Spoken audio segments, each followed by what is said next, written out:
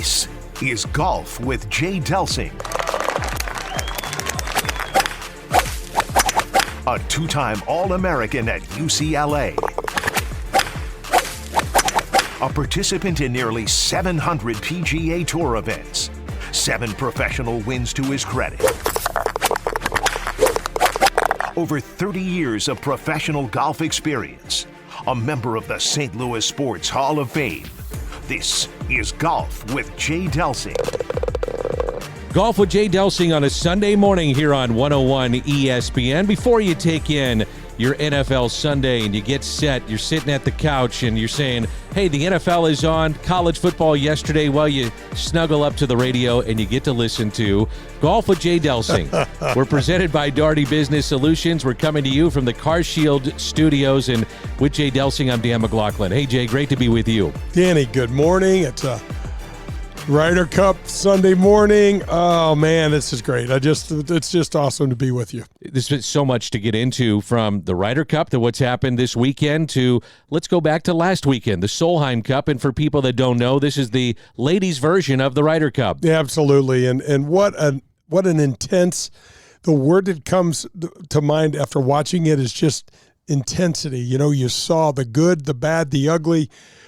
I got to tell you, Danny, Lexi Thompson was an absolute star. She unquestionably hit the worst shot of the event. No doubt.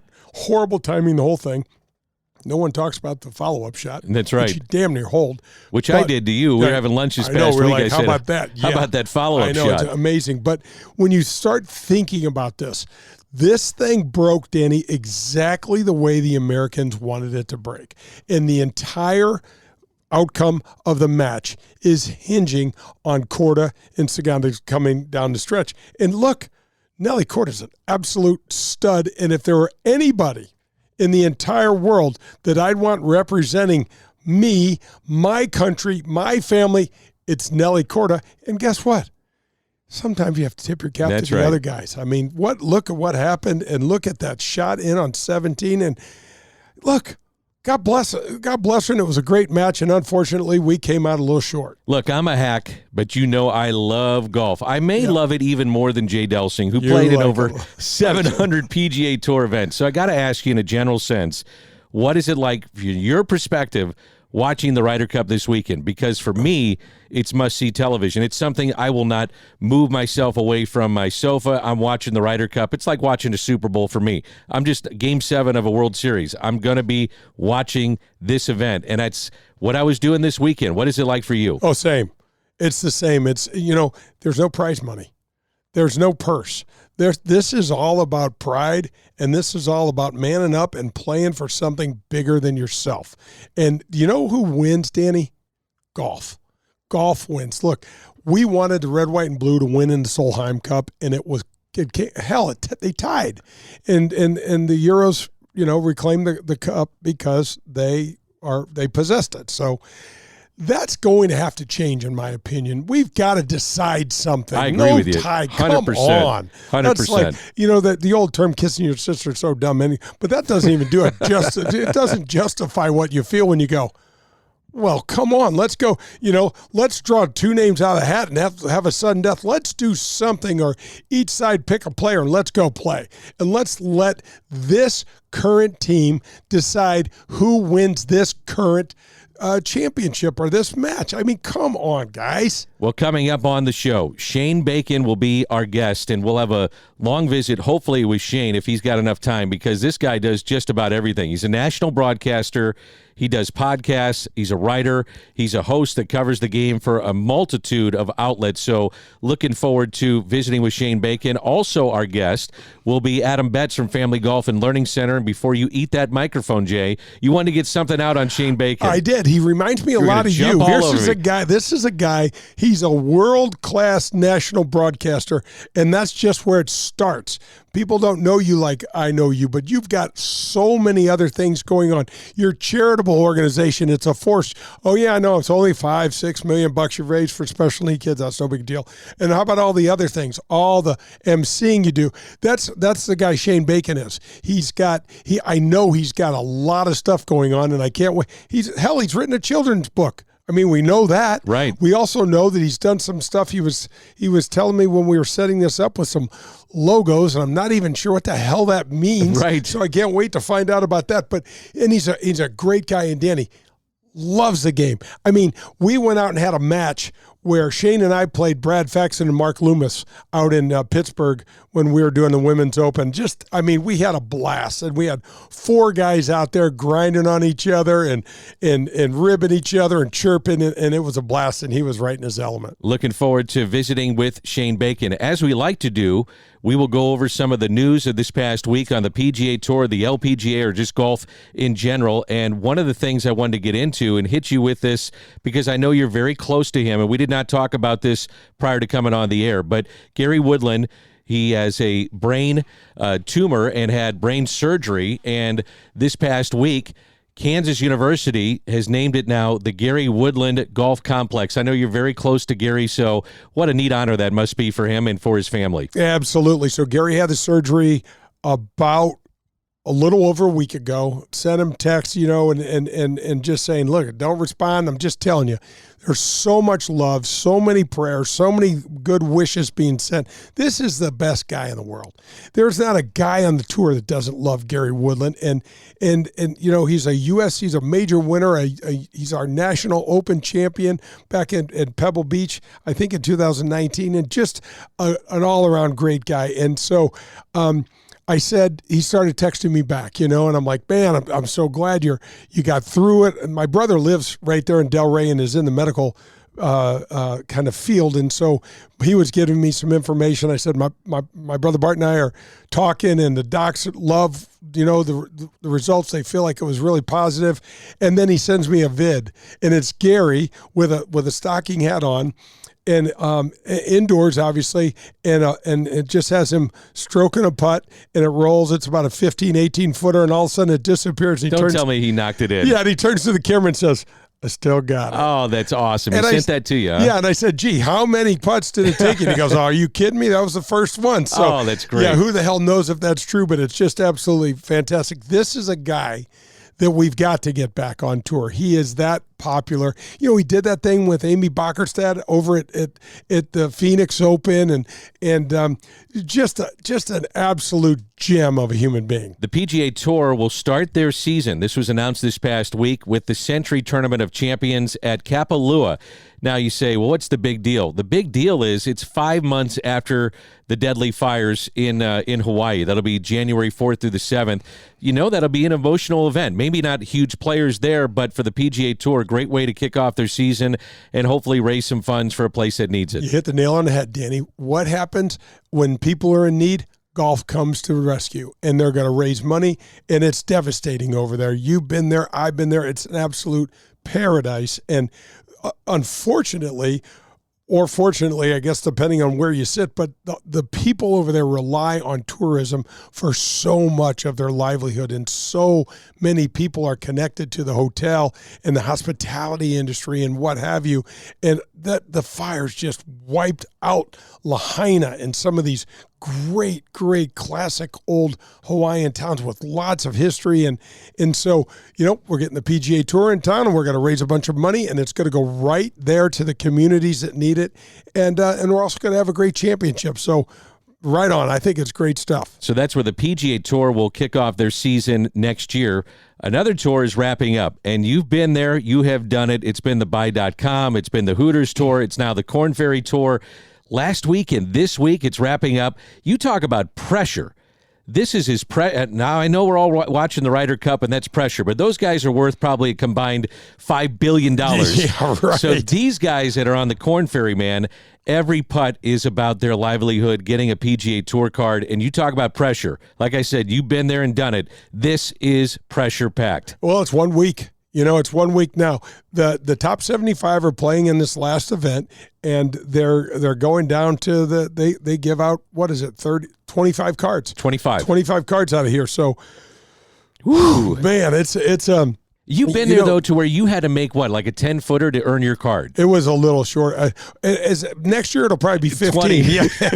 Yeah, but it was about a 5-footer. But Danny, you just can't even describe the things that do and don't go on with your body. You get numb, you get excited, your adrenaline is off the rails, and then you're out there trying to be soft with your body. It's one thing to have your body pumping full of adrenaline. You're going to hit this drive 350 yards or something like that. Sure. It's another thing when you got a little delicate putt downhill that you got to bleed in off the right edge. So my heart goes out to these kids, but you know what, Danny, they've worked their entire lives to get into this situation, and it's going to be make or break, and some of the kids are going to come out and fail and be better off from it. Some of them are going to fail and probably pack it in, and some of them are going to succeed and their careers are going to take off. It's absolutely fantastic. It's America at its finest, man. It's a small type of enterprise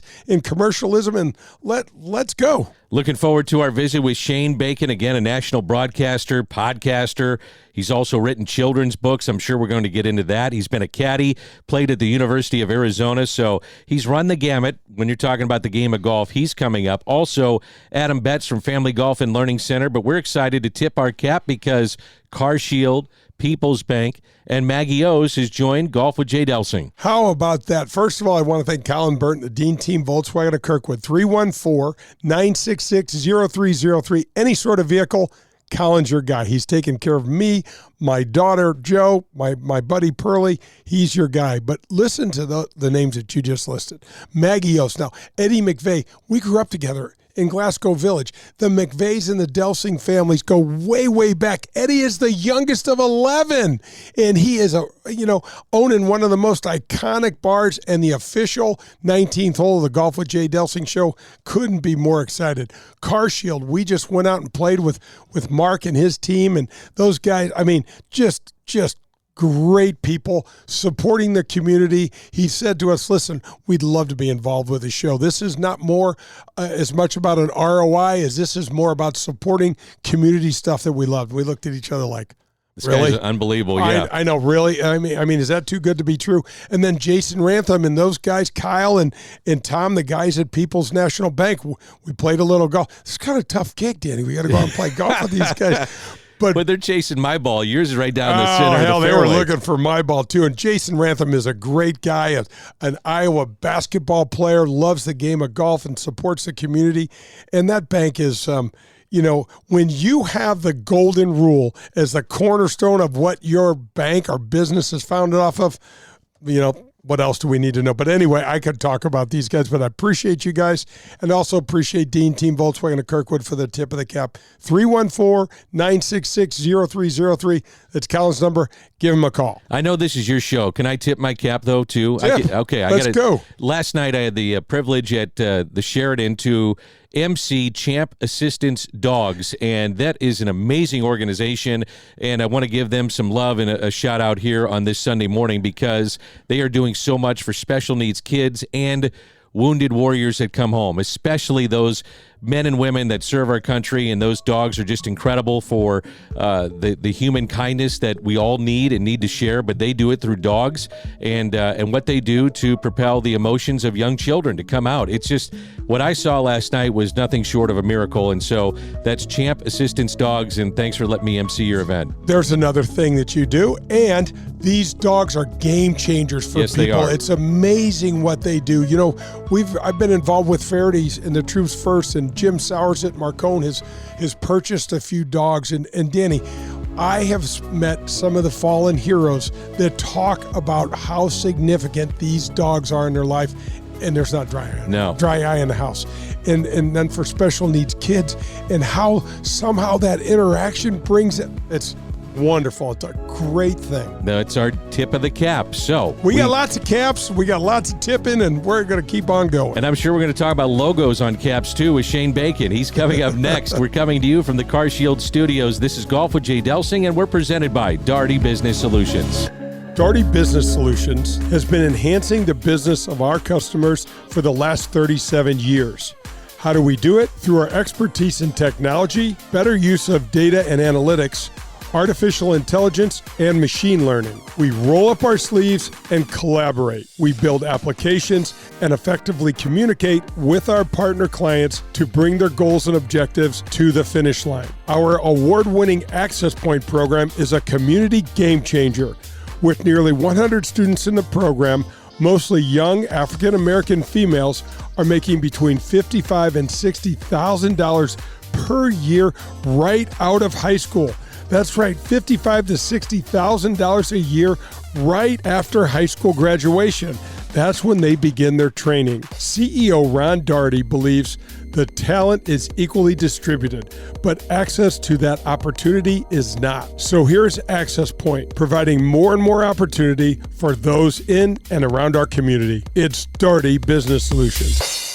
This is Dan McLaughlin, inviting you to the 21st Annual Dan McLaughlin Golf Tournament to benefit the Special Education Foundation. This tournament has raised over $5 million, and 100% of the money raised has gone to children with special needs in our community. To sponsor, volunteer, or to play in the event on October 9th at Norwood Hills Country Club, please visit sef-stl.org.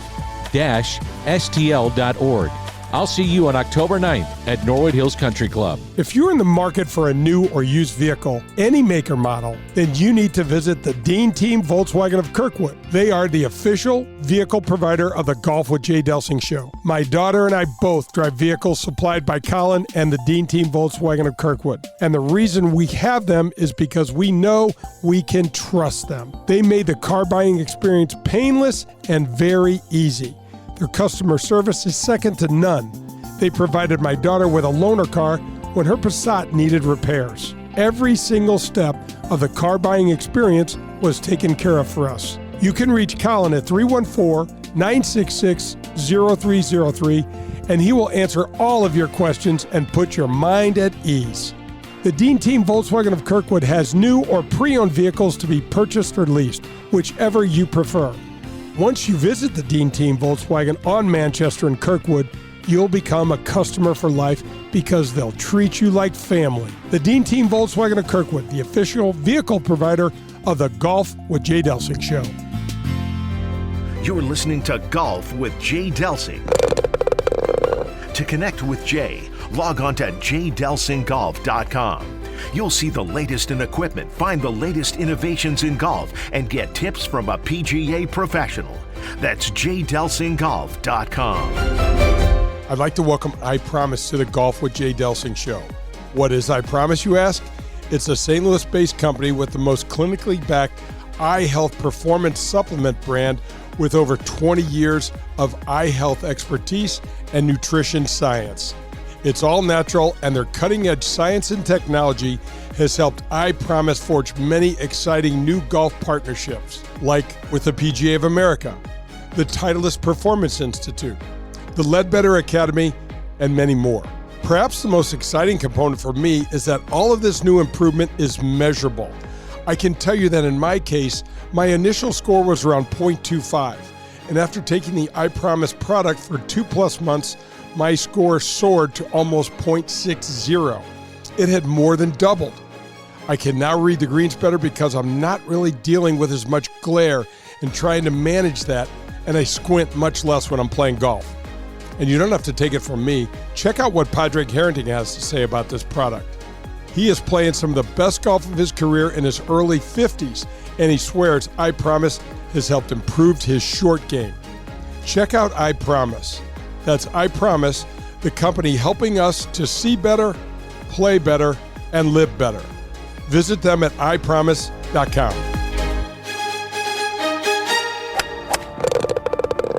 Hi, this is Peter Jacobson, and you're listening to Golf with Jay Delsing.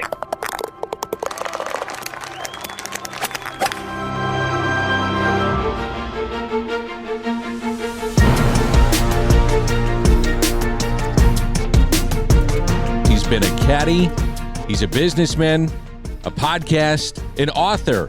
But Jay Bird, Shane Bacon, one way to describe him is a true lover of the game of golf. Yeah, no, he absolutely is. Bake, thanks so much for joining us. I know you got 2 young kids, and you're a great dad. We appreciate you taking the time. Anytime. Pumped to be chatting with you guys. This is kind of the, as you guys know, this is like the meat of the season is upon us. So this is to me, this is when golf kind of takes center stage. So a good time to do this. You know, we got to know each other through our Fox Golf experience, and it was such a fun part of my life because I'd never done TV before, and you were kind of the rising star of our team. Talk a little bit about what that was like for you, because it's still kind of a blur for me. Yeah, it was wild. I mean, I remember you and I doing, I think we did Senior Open at Scioto. I remember kind of sitting in that room all week with you, which was a lot of fun, and obviously got to play some golf together. Yeah, it was wild. When I was a kid, I wanted to get into TV and I wanted to be a broadcaster, in my early years. As I've learned in this business, it takes getting very lucky in certain, situations. And the Fox situation was a great example of that. I mean, 2015, they were looking for young broadcasters to be a part of the digital broadcast team. I remember Chambers Bay, I was doing featured holes with Robert Dameron, and kind of slowly made my way up into the main team. And I mean, you talk about an incredible experience, an amazing team. It was a little bit of that feeling, and Jay, I know you'll feel the same way, is that, there was the world of everybody was kind of, who are these guys? What is Fox doing? How do they get into golf? And so it made our team really strong, from the get-go. And that was one of the cool parts about it, was we were a real group. And, you'd go on the road and we'd play golf and we'd hang out and we'd eat dinner. And if you took a dinner off or you didn't show up to dinner, you'd get a Julie Inkster text or fax and going, what happened? Where were you? I mean, it really did feel like, you were in like high school golf days traveling around on the bus together. So I will hold those years very close to my heart for a long, long time. And it was a special few years, being a part of that group.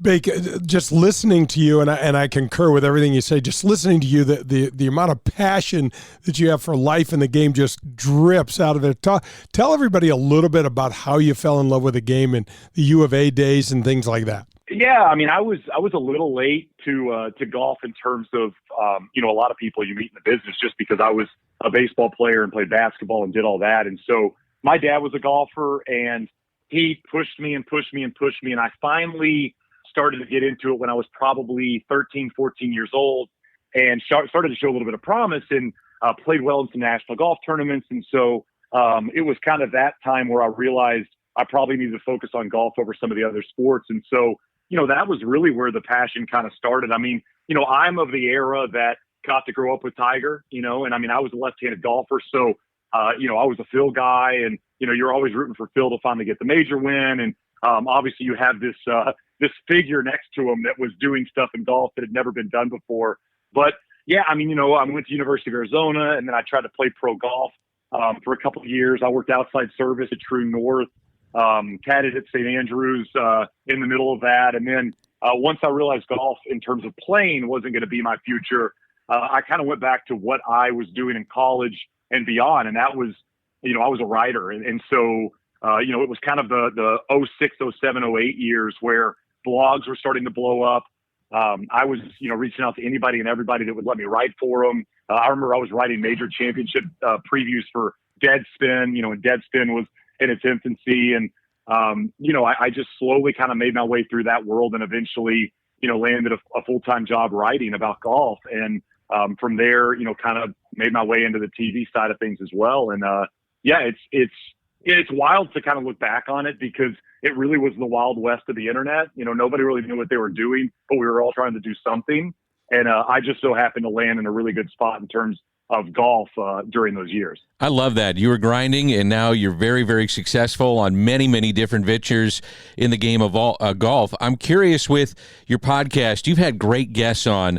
Which one stands out for you? In a podcast, you can go deep into the weeds on a particular subject, but who's been the most interesting subject for you? Oh man, I mean that it's so hard to kind of pick apart who kind of lands atop that list. I mean, I was lucky early on. I mean, I started, my first podcast was called The Clubhouse. I think I started it in like 2015 or 2016. And so at that time I could get anybody. That was what was wild, was nobody really knew what a podcast was.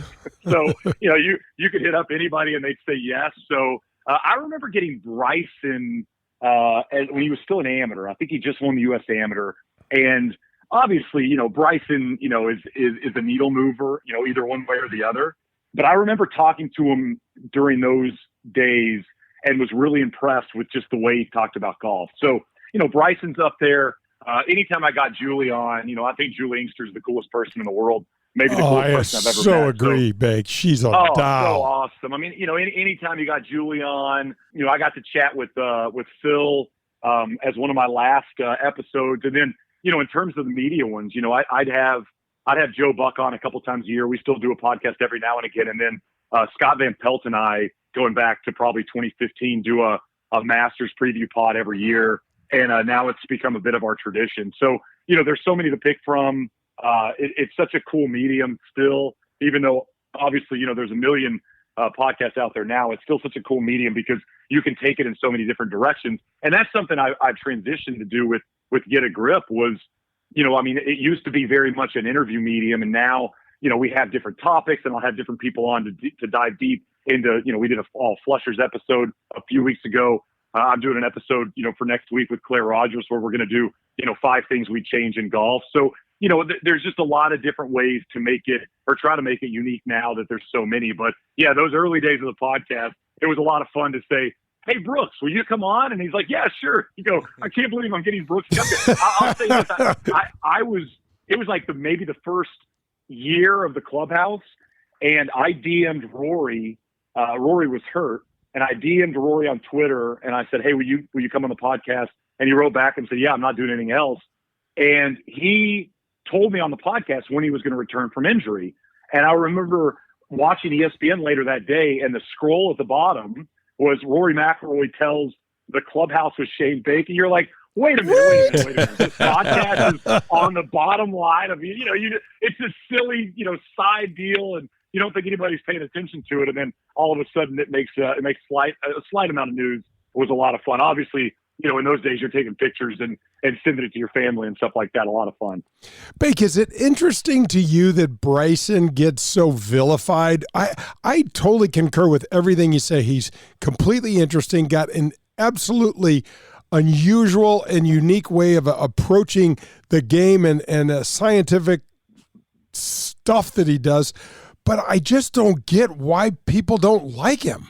Well, he does most of it to himself, Jay. That when he opens his mouth and talks a lot of the time, I think it's hard for people to really understand what's either he's saying or where he's going. And so I would say, most of that flack that he gets is probably, it's probably something he's done, to himself and to what he said. But in terms of the golfer, in terms of watching him as a professional golfer, and obviously, we haven't seen Bryson play the amount of golf over the last year and a half that we saw, when you think about winning the U.S. Open, you think about what he did at Bay Hill. Those were really the high points in Bryson's career as a professional golfer. But, for Bryson, I look at that guy and see a young guy that's still exactly figuring out not just who he is, but who he wants to be in terms of public persona. So I think he does a lot of that to himself. I still root for Bryson, and I think he's really good for the game of golf. But listen, a lot of the stuff he said or a lot of the directions he's taken can and will rub people the wrong way. The problem is guys like Bryson and Brooks and Pat Reed, all of the players that have kind of moved on to live, they were so great for the PGA Tour because they gave us a little bit of that other personality. And I think, that's one of the things I do miss is so many of the guys on the PGA Tour, the quote unquote nice guys. And I think we've missed a little bit of the heels that at times can say stuff in press conferences and kind of go at some of the other players and add that extra layer in golf that we don't always get. You mentioned you're a Phil guy. I'm a Phil guy. I'm fascinated with Phil Mickelson and every aspect of his life. What did you take away when you visited with Phil Mickelson? What was maybe one or two things that you were like, didn't know that. That surprised me.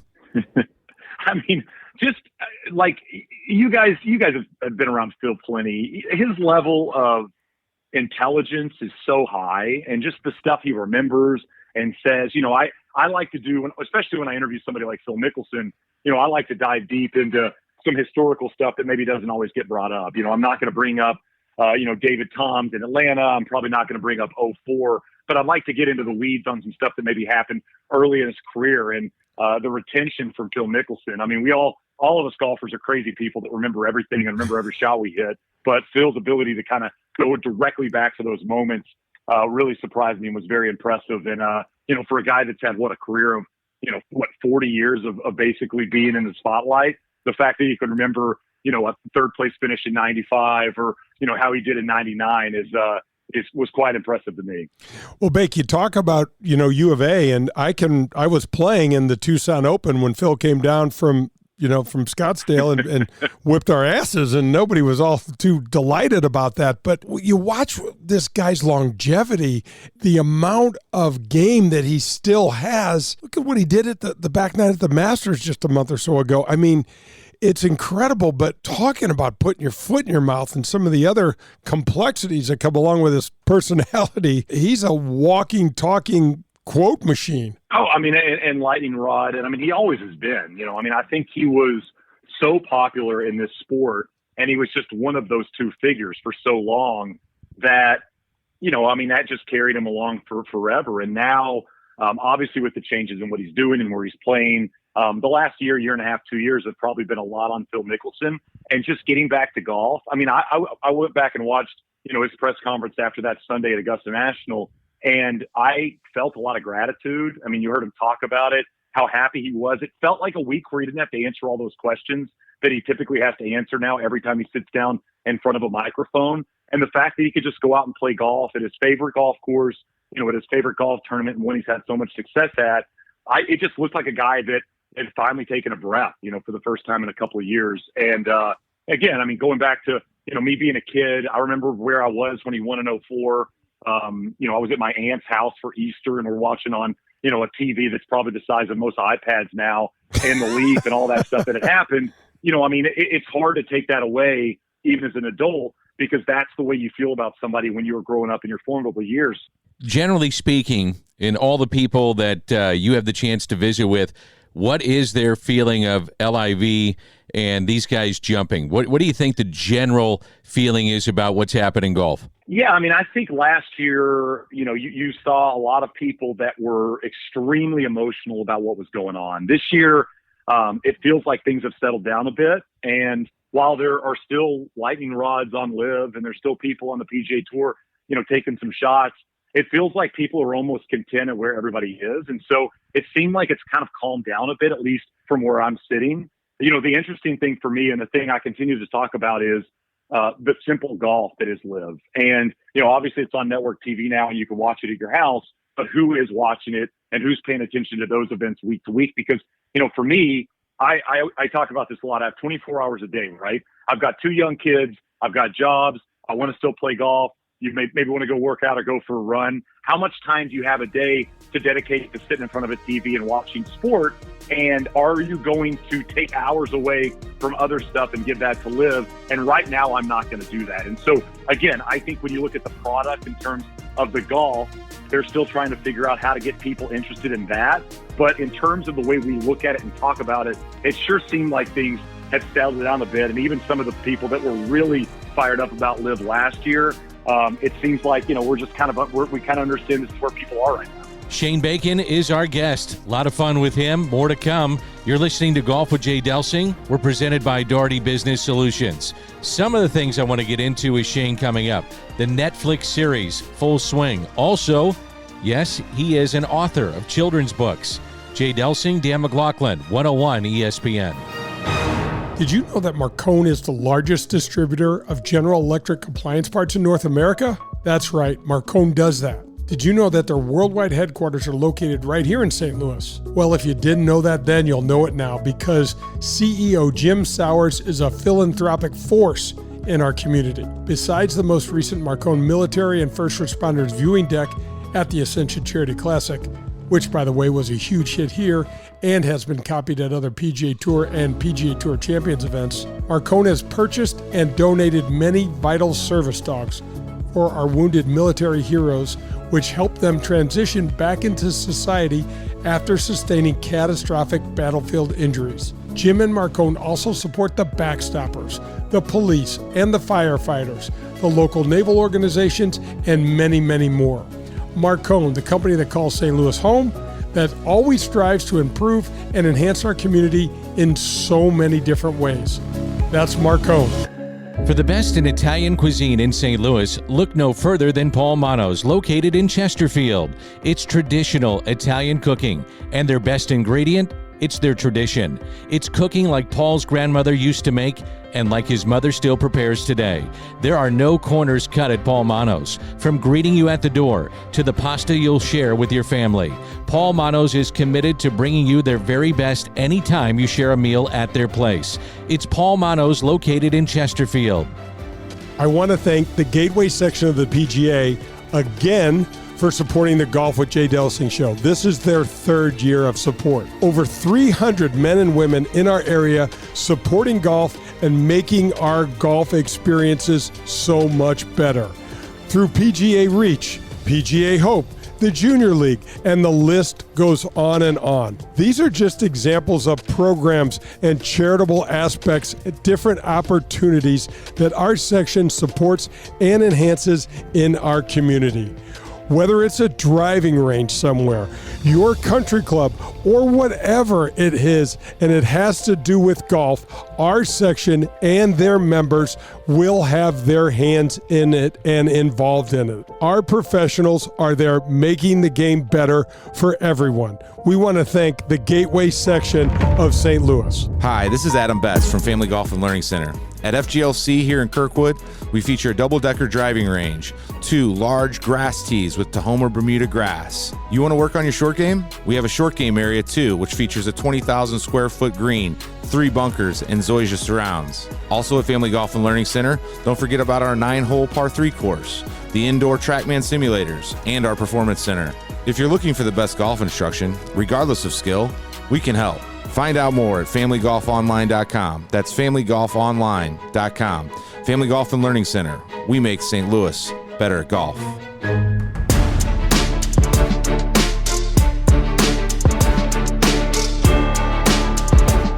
You're listening to Golf with Jay Delsing on this Sunday morning on 101 ESPN. Shane Bacon has been kind enough to hold on through the break. He is a national broadcaster, podcaster, writer, and host who covers the game for a multitude of outlets. And Jay, we have an author on our hands. You got to tell us about the Golfer Zoo. You've written a children's book and a little bit about what's going on there. Yeah.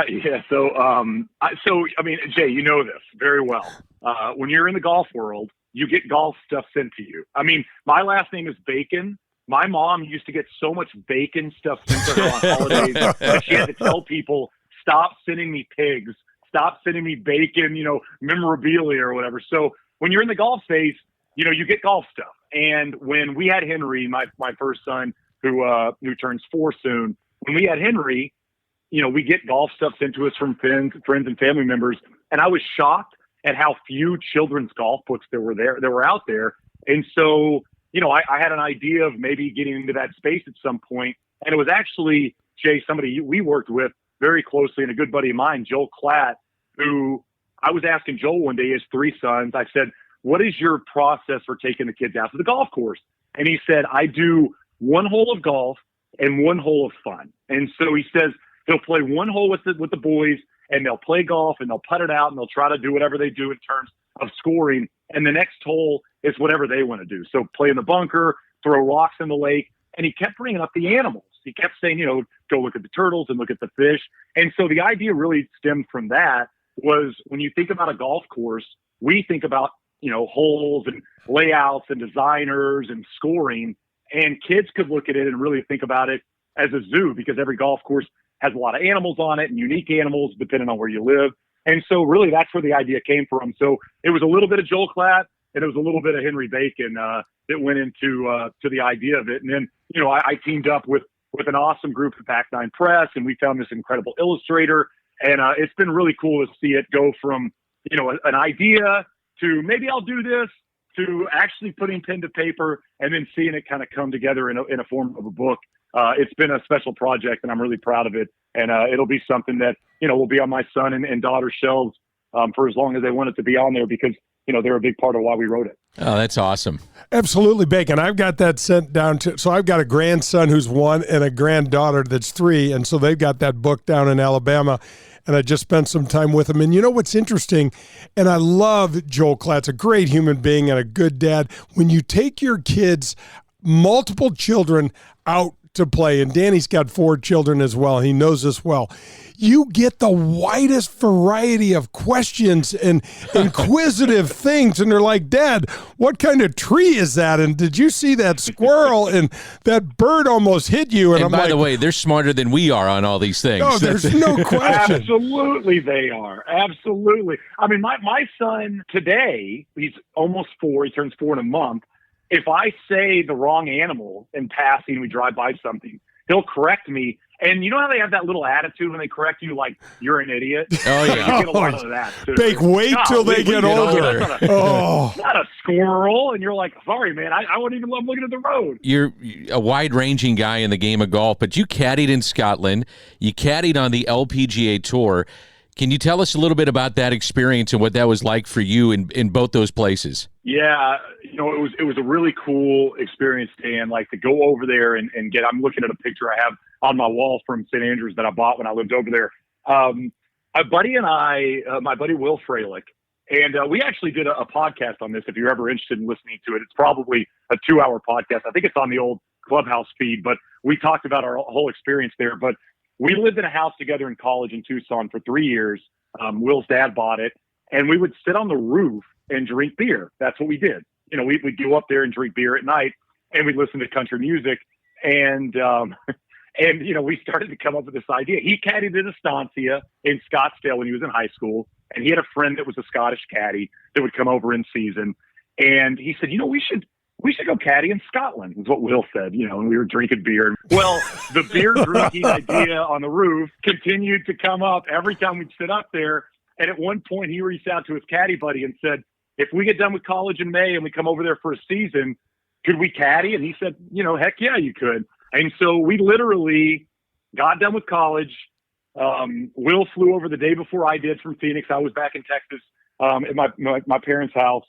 And I landed on like a Wednesday, and Will had been there a day before. Will had already caddied at Kings Barnes around before I'd arrived. And so, yeah, it was really, it was a plug and play situation. The person in charge of the caddies there had worked at Pinehurst for a long time and really liked American caddies for whatever reason. And so, we spent 4 months, looping around the most famous golf course in the world and, got to caddy for some really coal people. I remember one of my groups, Peter Thompson was in the group. So, I'm watching this 5-time Open champion. He was probably in his mid-70s at the time, play the old course. Every day was an incredible experience. And what I quickly learned, even at, the age of 22, was you'd walk up 17 and 18, and no matter if you're caddying for a CEO, a son of somebody that's 18 years old, whatever the case may be, this is one of the most incredible experiences these people were ever going to have. And so to be along for the ride, especially those last couple of holes, was a very, very special day every single day. And we played a lot of golf. We drank a lot of beer. We ate a lot of fried food. And we had an awesome time in St. Andrews. Yeah, you ate a lot of fried food over there. And isn't it interesting how in our younger years, some of the best ideas we had when we were drinking beer and sitting around with some buddies.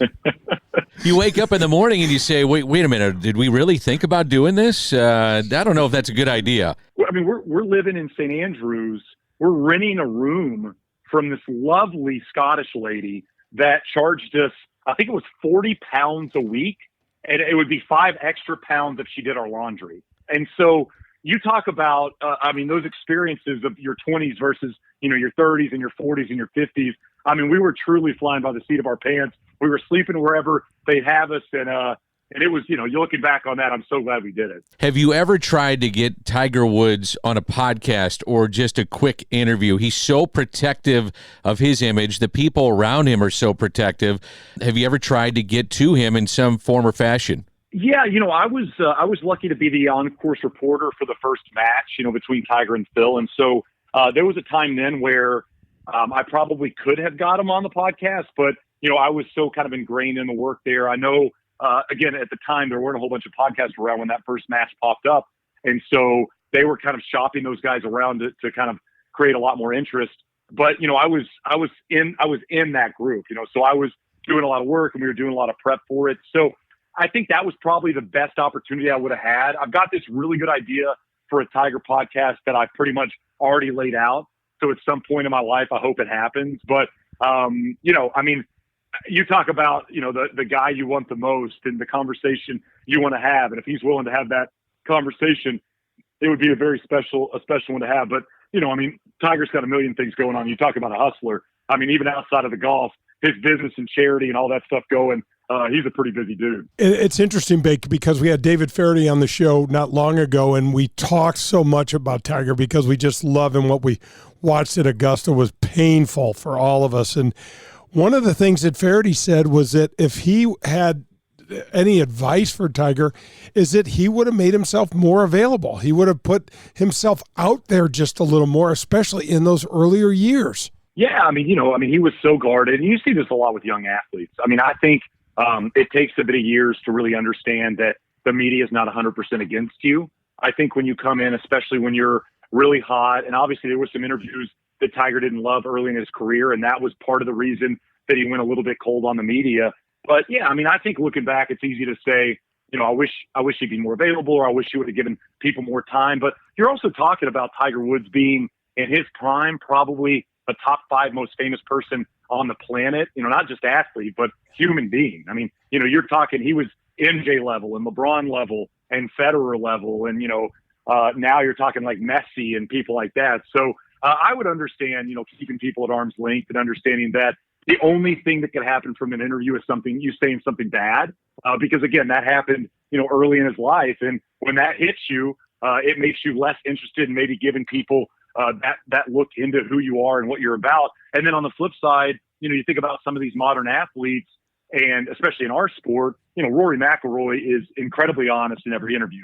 Jordan Spieth will let you into his world, if you ask him the right questions. So it's kind of cool to see that juxtaposition of certain athletes that open the doors and say, come on in. And, I've kind of kept the doors closed and maybe don't want you to see everything. And I'll say this, I think as I've gotten older, with kids and a family and a wife and things like that, I understand a little more of that early Tiger thing versus maybe, the younger athletes that'll let you all in, because I don't want everybody to know everything that's happening in my life.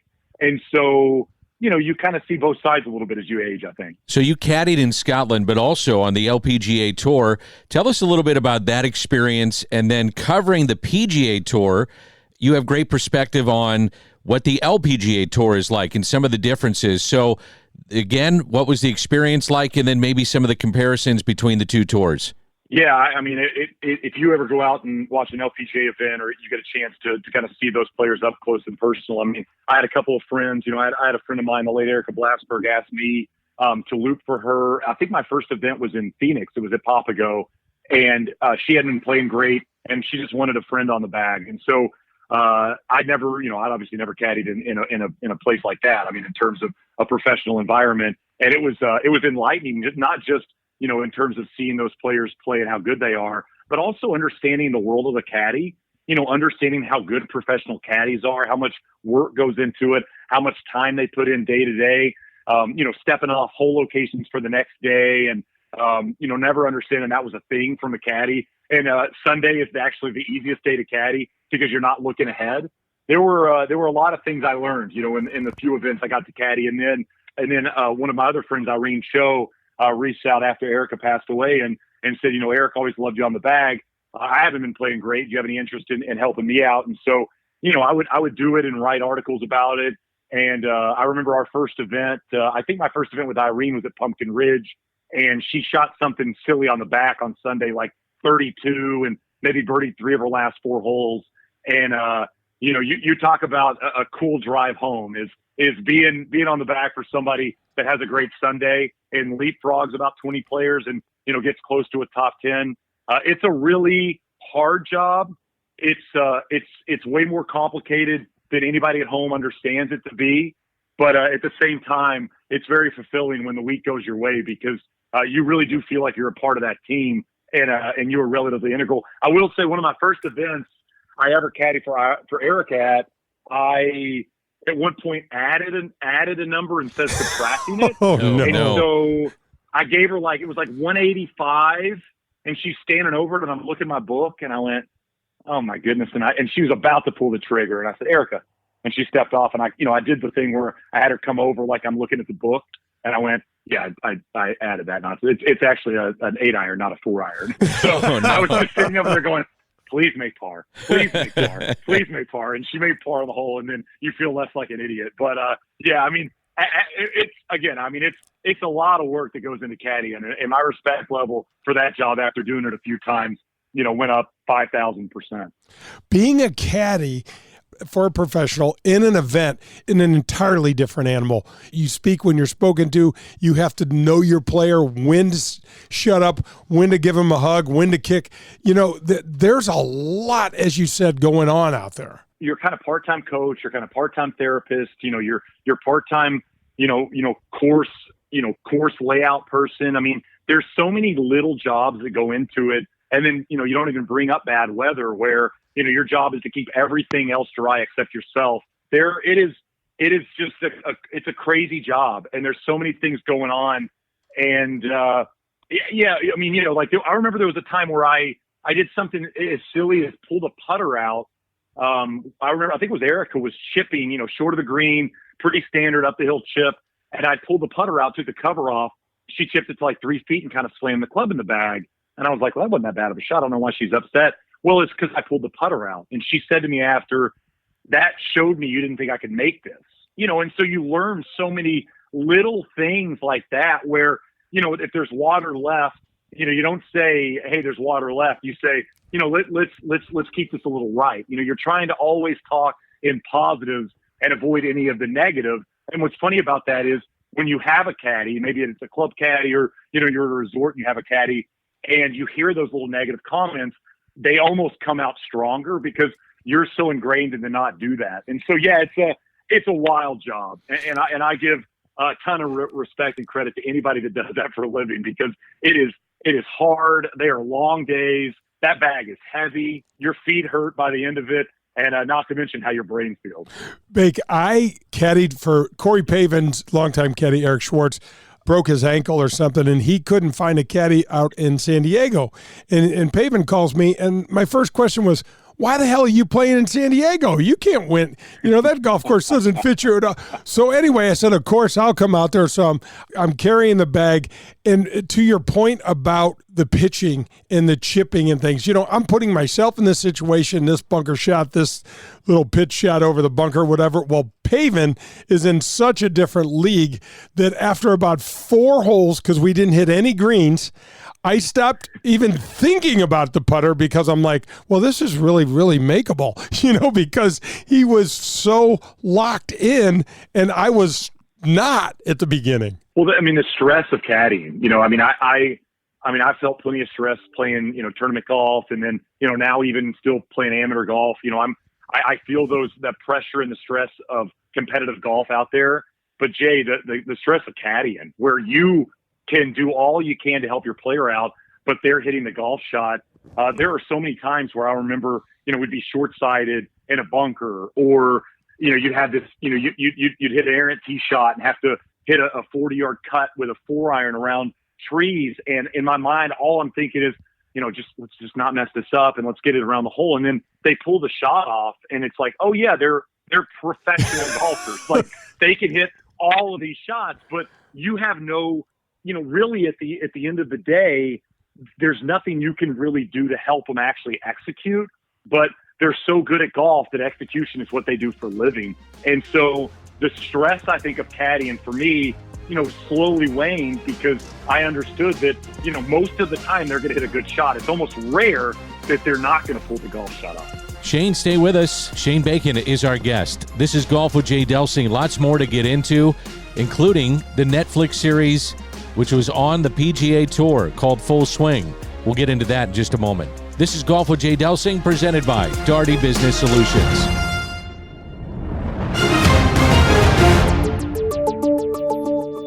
Powers Insurance and Risk Management is a family-owned local business that's been helping our community for over 200 years. In the always confusing world of insurance, Powers Insurance provides clarity, exceptional service, and the latest in cutting-edge products to deliver the highest quality in property and casualty coverage, as well as strategic planning consultation services. Powers Insurance and Risk Management will partner with you. That's right, partner with you to customize the right coverage for you and your family. Tim Davis, the Chief Operations Officer, will personally sit down and talk you through the ins and outs of your policies. They are experts at helping you control your workplace expenses and helping to guarantee the safety of you and your employees and their needs. You can visit them at powersinsurance.com. That's powersinsurance.com for all of your insurance needs.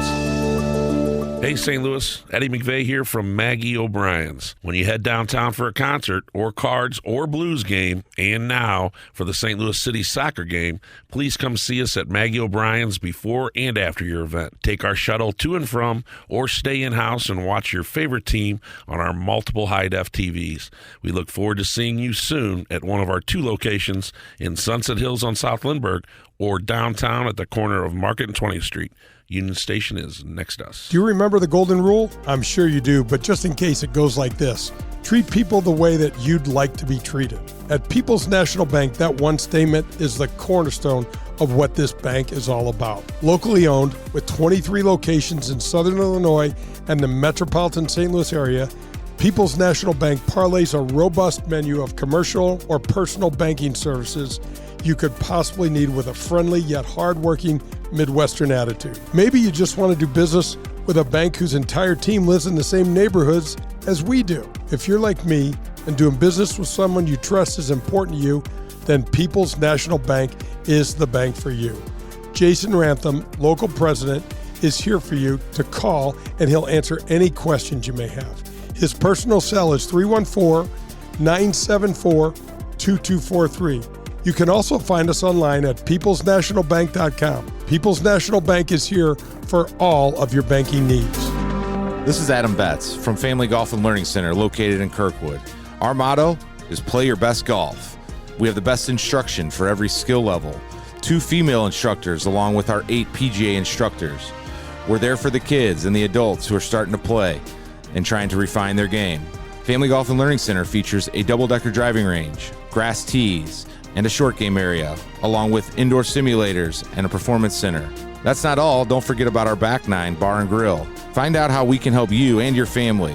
Head to familygolfonline.com. That's familygolfonline.com. It's Family Golf and Learning Center, where we make St. Louis better at golf.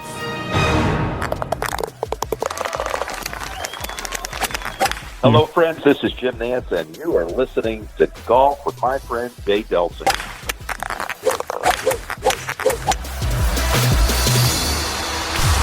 WXOS HD1 East St. Louis 101 ESPN is driven by Auto Centers Nissan, home of the lifetime warranty and 30-day return.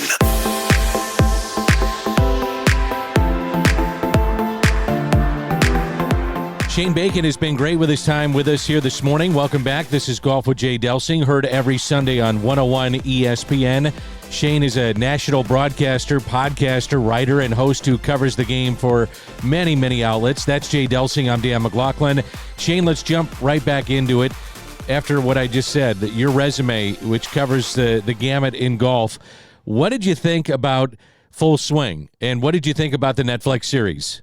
Yeah, I mean, I thought they crushed it. I think it's only going to get better as well. I mean, I love what they did, kind of balancing episode to episode and really focused on characters. I thought that was incredibly smart. And I mean, you guys, I'm sure you guys have felt this as well. How many people that aren't golf people in your life that have brought it up or mentioned they watch it? I was lucky. I've been doing some of the feature group coverage at Augusta National the last 3 years.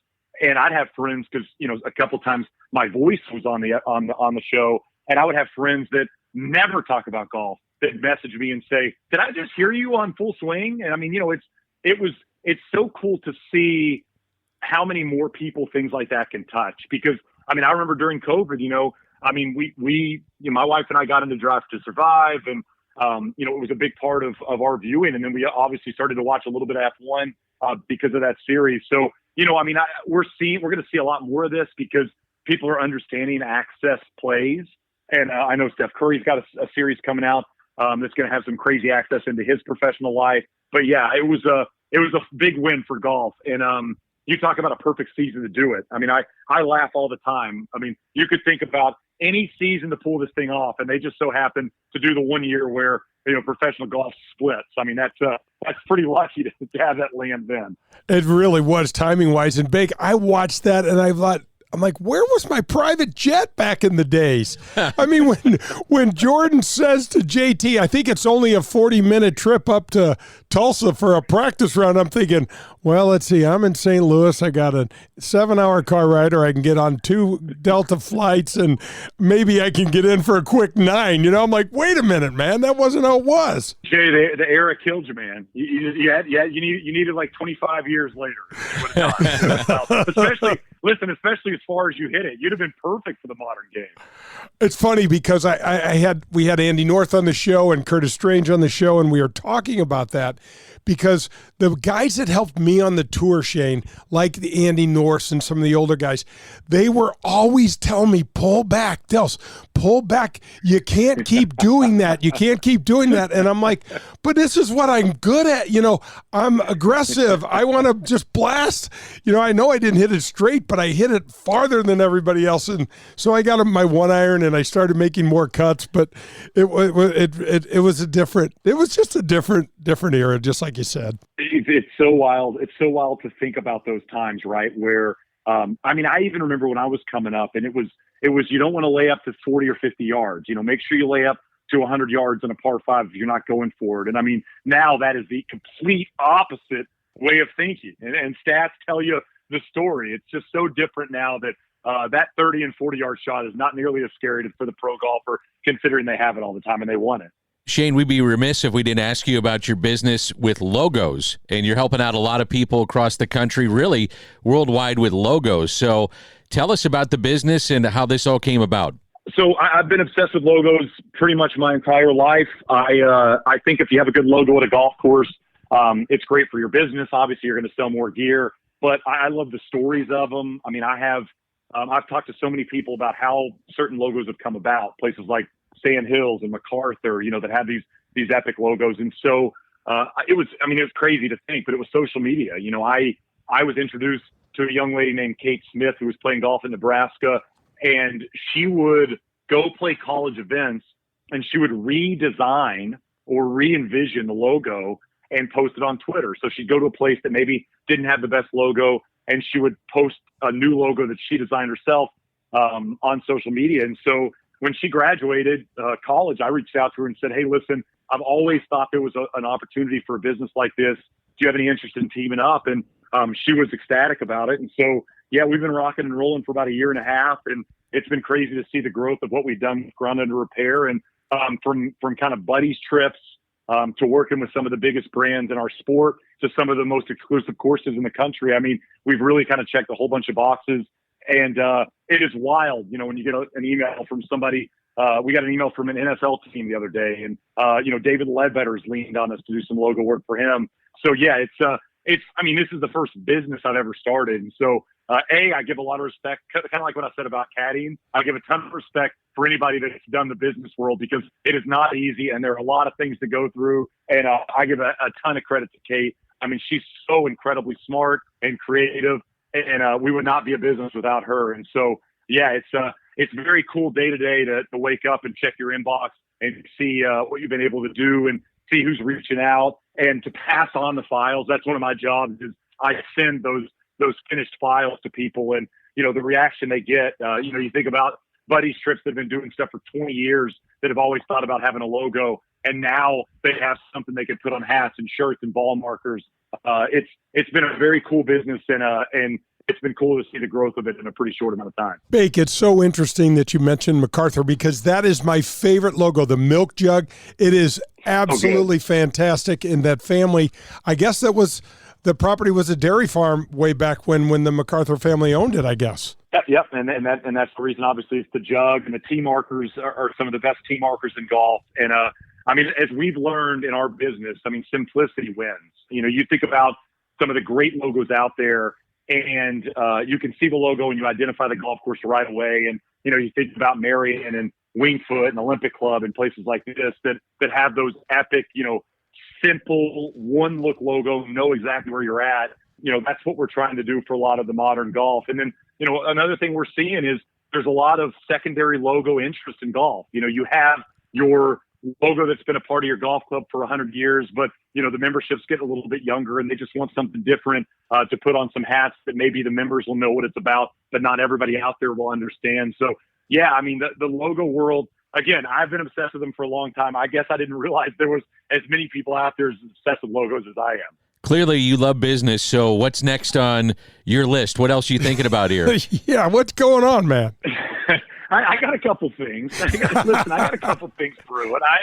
I got another business we've been working on for a couple of months online. I've got a couple book things I've been working on. I'm just trying to, as you guys know, and you guys are the same way, just trying to think a little bit ahead and see maybe where we're going to go with this, because as golf people, as golf media members, we've been blessed with this popularity that's basically come from the pandemic. And so, just trying to take a little bit of advantage and come up with some cool stuff. All I'm trying to do is make this sport, if I can make it 1% more interesting to people out there, I mean, that's my goal. And obviously, teaming up with creative people out there that I think do a great job, and finding young people. I'm getting old, Jay. You know that. I mean, I hate you right now. The younger years. Hey, listen, it happens quick, but all of a sudden, you're hearing terms online you've never heard of, or there are apps out there that you haven't downloaded yet, and you're like, I was on the forefront of this stuff a few years ago. So just trying to keep up with it and chat with the right amount of people. It's just a cool time to be in the sport, and I'm really happy where I'm at, and really looking forward to some of the stuff in the future. Now, very quickly, Jay and I don't want to be investors in your next venture, but we'd certainly Maybe partner. We do. We'd partner with you, and we'd be equal partners. I just want to throw that out. Jay Bird, what do you got? I will send you the one sheet, and you guys can take what you think.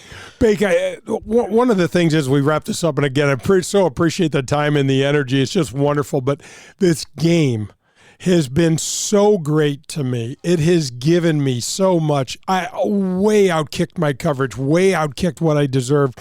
And I hear the gratitude in your voice. I hear the love and the passion. And I just so really appreciate that in you, and bringing it out, sharing it, and then also paying it forward, man. It's very, very cool. Well, I mean, I say the same thing as you, Jay. I mean, this sport has blessed me with an awesome life, and it's given me a lot of opportunity, and I've seen a lot of it. I think, I don't like talking about myself that much, even though I know we've talked about myself on this pod a decent amount. But one of the unique things that I have in this space is I've seen a lot of different walks in this sport. I mean, I've worked in pro shops, I've picked the range. As you guys have mentioned, I've caddied, at a golf course, and I've caddied professionally, and I tried to play for a living, and now kind of covering on the media side. I've seen so many walks, and I've met so many people in the sport, and you feel the love for golf from each and everybody you run into.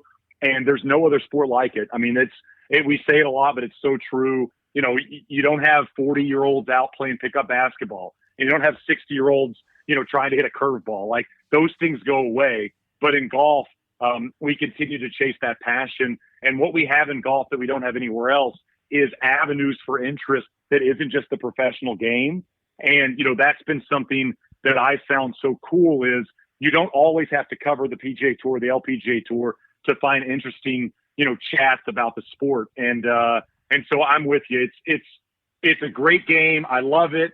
I'm still trying to compete. My dad, I'll tell you this, Jay, my dad was out. And my dad pushed the cart for 18 holes. My dad's 72. He's still in great shape. But, I mean, what other sport is that happening in where, the guy that taught you the game is still out walking with you for 18 holes? He texted me yesterday and said, I wish we were playing today. And I mean, oh, man. It's a beautiful game. And it gives us those moments that no other sport can give us. And so I'm eternally grateful for him introducing me to the sport. I'm eternally grateful for so many people that have given me opportunity, and I'm just still trying. I'm still pursuing it as a player and in business and in media and all that. And so it will forever be a part of me. The one thing is my 3.5-year-old doesn't care about golf at all. So I'm trying to change his brain. I'm like thinking of fun ways. And now my 1-year-old daughter looks like she's going to be the golfer, and so she puts the balls in the hole in the backyard, and she's picking up the golf club. So as long as one of the kids get into it, that's all I really need. I remember you and I had a really nice little partnership, and we took down and got a little Faxon and Loomis money in Philadelphia a few years back, man. It was nice being your partner out at OM that day. It was nice being your partner. I'll say that. I remember you hit a couple of leaners on the last couple holes. I remember you flagged it on 18 when we needed it. And so I would say that was a day you carried me for sure. But yeah, when you can get into Faxon's pocket, that's always a good day. And so I was pretty fired up that we got to team up, and B, it was a successful partnership. Maybe we'll have to lean on one of those upcoming Ryder Cup captains or President's Cup captains and see if they need a couple of washed up dudes on the team. We'll sacrifice a few dollars just to give guys a little match. Hey, you and I will do whatever. We'll absolutely.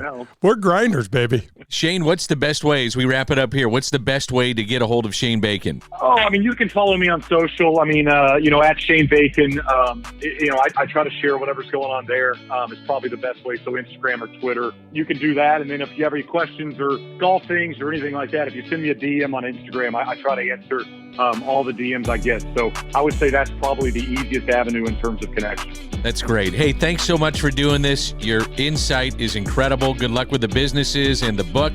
And again, thank you so much for joining us. Yeah, and now I'm going to go try to re-grip a putter, and my 3.5-year-old's going to try to help me with that. So if it's like totally backwards and upside down, you know who to blame. Thanks so much, Shane. Thanks, guys. Hey, this is Jay Delsing, and we golfers are always looking for ways to improve our games. For me, that means I want the very best and the very latest in equipment and in technology. The place for me is Pro-Am Golf in Brentwood. Tom DeGrand opened Pro-Am Golf Center in 1975, and ever since then, he and his family have provided St. Louis with the finest in golf equipment, instruction, and the latest in the ever-changing world of golf technology. Whether you are a scratch golfer looking to find the latest in rangefinders or a newcomer looking to find your first set of clubs, Pro-Am Golf has just what you're looking for. You say you're looking to get yourself custom fitted for a new set of clubs? You need to call TJ. He has fit me personally, and he is the best in town. If you mention my name, CJ will take 50% off the already low fitting price. So if you need anything from golf balls to a new pair of shoes or a lesson from Tom, who, by the way, has been helping St. Louisans play better golf for over 45 years, Pro-Am Golf in Brentwood is the place for you. You can also visit them at proamusa.com. That's Pro-Am Golf. Family Golf and Learning Center. No matter your age or skill level, Family Golf and Learning Center, located in Kirkwood, has something for you. They've got it all: PGA and LPGA instruction, double-decker driving range, par 3 golf course, TrackMan simulators, a large short game green design to help you with all your shots around the green, bunkers, rough, and Zoysia fairway pitching. And now open the Tahoma Bermuda Grass Tees, the best turf to hit from in St. Louis. It's all at Family Golf and Learning Center. To schedule a lesson or to find out more, visit FamilyGolfOnline.com. That's FamilyGolfOnline.com. Family Golf and Learning Center. We make St. Louis better at golf. Redbird Heating and Cooling sponsors the Veterans Vocational Apprenticeship Program. Jed, the CEO and former Marine, will teach, mentor, and sign off on educational and mechanical work hours to help you get fully licensed while you work and get paid by the company. What a great way to launch your career as a fully licensed HVAC specialist. Visit redbirdhvac.com. That's Redbird Heating and Cooling. This is Paul Lazinger, and you're listening to Golf with Jay Delsing.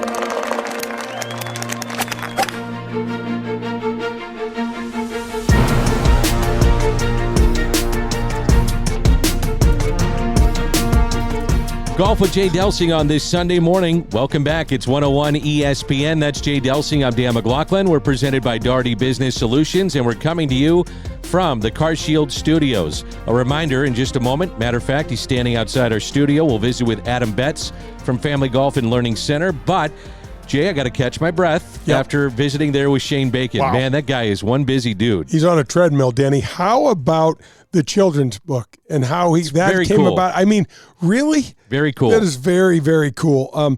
The guy, his story about playing golf in Arizona and then going to St. Andrews and doing the caddying a little on the LPGA tour. I mean, the guy he's just one of these infectious personalities. It's so positive. He makes you think, he makes you smile, and he loves the game, and it's just awesome. I was just going to say that. The one thing I come away after visiting with him is that he loves the game of golf. I thought one of the stories that was so cool is that social media is such a part of our lives now.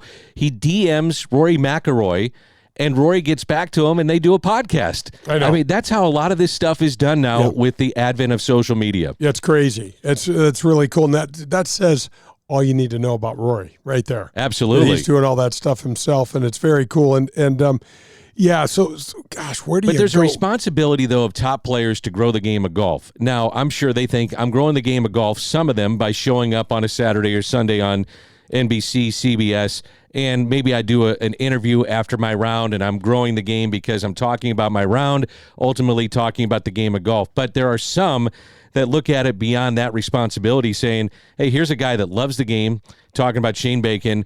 Here's a guy that is going to get the word out maybe to his listeners about what we're all about. But also on the flip side, I get to show my personality. I'm not just a guy that hits driver and bombs it 380 yards. I'm a guy that is just like you and me, and he's able to show that in a podcast. That's a big deal. I mean, and listen, you and I are gigantic Rory fans.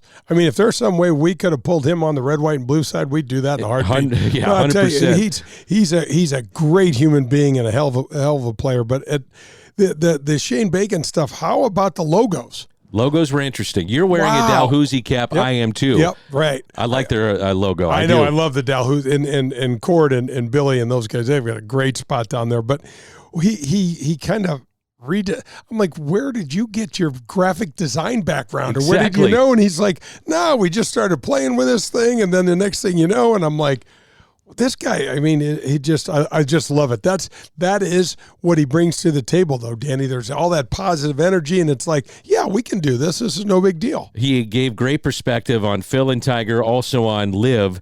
Liv has kind of died down a little bit. I mean, you do have Brooks Koepka is part of the Ryder Cup team, but that hasn't really been talked about all that much this week in terms of his association with Liv. More than anything, it's said these guys actually get along. Yeah. They just happen to go in different directions. Yeah, absolutely. I mean, at the end of the day, you can respect another guy's decision. I think a lot of the internal or under the surface tensions have eased because we've gotten some of this some clarity, and okay, there's no more legal nonsense going on, and now we're going to try to figure out some sort of pathway back, and so everybody's kind of tapping the brakes and chilling out a little bit, and hopefully we're going to move in some sort of better direction. I always love getting your perspective on the Netflix series Full Swing. You got a big smile going right now. We talked about it there with Shane. I thought it was good for the game. Now, you know, generally speaking, some people may say, well, all these guys are flying privately and they have their chefs and they've got their personal trainers. And there's my yoga instructor over there. Yeah. But that's not really the case. But I did think it opened up the eyes to a casual fan to the game of golf. And ultimately, that's a good thing. Absolutely is, 100%. But, I mean, what PGA Tour is that, Danny? It's certainly not the damn PGA Tour I was on. There were 3 guys flying private jets, and their names were Arnold Palmer, Jack Nicklaus, and Greg Norman. But I bet even back then, there were times they probably didn't do that. If there was someplace to drive, might have been 3 or 4 hours, they probably were driving. No doubt, no question. And, I mean, the tour was set up that way more in the day because everybody did drive. Yeah. You know, I remember one year, Danny, we went from we played in Tucson, went to Hawaii, and then came back and played Phoenix. And I was like, wow, has the tour changed? But that's where you follow the dollar because the dollar is associated with TV, and this guy wants this TV slot, these guys want the other, and off. Guess what we're doing? We're going to play wherever they want us. Wasn't it interesting? You and I had a breakfast this past week with Mark Milton. He's known as the STL tax lawyer. What a good dude he is. He's great. We played some golf with him and just had fun catching up with him. And we were talking about a PGA Tour player and where expenses go. So you go from city to city to city, or state to state, probably even better, and talk about state taxes of when you play in that city. So a guy earns $2 million for winning. He's not walking away with $2 million. You're going to pay your taxes towards the city or the state that you're earning that money in. And you have to remember, these guys are traveling on their own. The PGA Tour is not paying for your travel. So if you're not on Full Swing, you're doing some of these things, hotels, cars. Now, sometimes the car, you're getting it through one of the companies that maybe is sponsoring the event, but your hotel, your food, and then your caddy. Yeah, your caddies. And Mark was great because we started talking about this, Danny, back in the day when I was playing this entertainer's tax or whatever they refer to it as gets created, and all of a sudden my tax return's 2 feet tall. Exactly. So you had to break it down by event absolutely. Where you won. Like one year I finished second in the Bank of Boston tournament. It was just near Worcester, Mass, just outside of Boston, and I think I won $88,000, and the state of Massachusetts took $8,000 before I even saw my check. Just wiped it right off. Just took 10%. Thank you. Yeah, and that was it. Yep, and then that's state tax. That's not fed. So generally speaking, what does a caddy get from a player? What's the standard percentage off their winnings that they would receive? Generally speaking, the caddies are going to get a weekly salary of probably somewhere between $1,000 and $1,500 will be the ordinary number. Now the bigger guys will pay more, and then they'll get anywhere between 5 and 10% of what the player makes. And sometimes there'll be a scale. They'll be like I started off going 5% on normal amount of winnings, 8% on a top 10, and then I give you a 10% on a win. Okay. And then once I got a caddy with me for a while, it was just a straight. It'd be, look, you get 7% on everything, and then or 8% on everything, and then I'll give you 10% on a win. Are you paying for his travel too? No. So that's done separately. But there were times where I'm like, hey man, this is a nightmare. Jump on with me. I'll buy your ticket. Jump on with me like I had a plane. It'd be a bicycle. Jump on the back of my bicycle and hold on to the clubs. Yeah, exactly. Jump in the back of the bus at Delta. So just jump on here. We'll fly in there together and just try to ease some of that burden, because a lot of the times back in the day, Danny, we just didn't play for the money, so the caddies nearly drove every single event. Sure. And so it's tough. It's not easy. Listeners can email us, jay@jdelsinggolf.com. We've got emails coming in. We'll answer that later in the show. But up next, we visit with Adam Betz from Family Golf and Learning Center. Looking forward to doing that. This is the CarShield studios that we're coming from, and we're presented by Daugherty Business Solutions. Daugherty Business Solutions has been enhancing the business of our customers for the last 37 years. How do we do it? Through our expertise in technology, better use of data and analytics, artificial intelligence, and machine learning. We roll up our sleeves and collaborate. We build applications and effectively communicate with our partner clients to bring their goals and objectives to the finish line. Our award-winning Access Point program is a community game changer. With nearly 100 students in the program, mostly young African-American females are making between $55,000 and $60,000 per year right out of high school. That's right, $55,000 to $60,000 a year right after high school graduation. That's when they begin their training. CEO Ron Daugherty believes the talent is equally distributed, but access to that opportunity is not. So here's Access Point, providing more and more opportunity for those in and around our community. It's Daugherty Business Solutions. For the best in Italian cuisine in St. Louis, look no further than Paul Manno's, located in Chesterfield. It's traditional Italian cooking, and their best ingredient, it's their tradition. It's cooking like Paul's grandmother used to make, and like his mother still prepares today. There are no corners cut at Paul Manno's. From greeting you at the door to the pasta you'll share with your family, Paul Manno's is committed to bringing you their very best anytime you share a meal at their place. It's Paul Manno's, located in Chesterfield. Did you know that Marcone is the largest distributor of General Electric appliance parts in North America? That's right, Marcone does that. Did you know that their worldwide headquarters are located right here in St. Louis? Well, if you didn't know that then, you'll know it now, because CEO Jim Sowers is a philanthropic force in our community. Besides the most recent Marcone military and first responders viewing deck at the Ascension Charity Classic, which, by the way, was a huge hit here and has been copied at other PGA Tour and PGA Tour Champions events, Marcone has purchased and donated many vital service dogs for our wounded military heroes, which helped them transition back into society after sustaining catastrophic battlefield injuries. Jim and Marcone also support the Backstoppers, the police and the firefighters, the local naval organizations, and many, many more. Marcone, the company that calls St. Louis home, that always strives to improve and enhance our community in so many different ways. That's Marcone.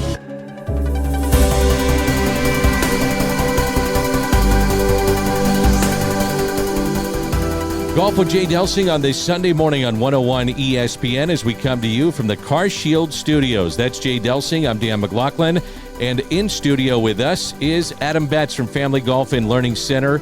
Summer winding down, fall here. Before you know it, winter is here. And Adam, always great to have you in studio. Thanks for coming in. Thanks, Dan, Jay. Always good to be with you guys. Thanks for having me. Busy time of year for you, isn't it? Yeah, it's slowing down a little bit, but we're kind of in the girls' high school phase where girls golf is a go now. So we have a lot of teams coming out and practicing every day, and so keep it going, girls. Yeah, right on. Keep it going is right. Give us a little recap. So I know you guys, last we talked, your junior league numbers were blowing everybody away. Yeah, Tell us what's going on. Last year our junior league was the 11th largest program in the country.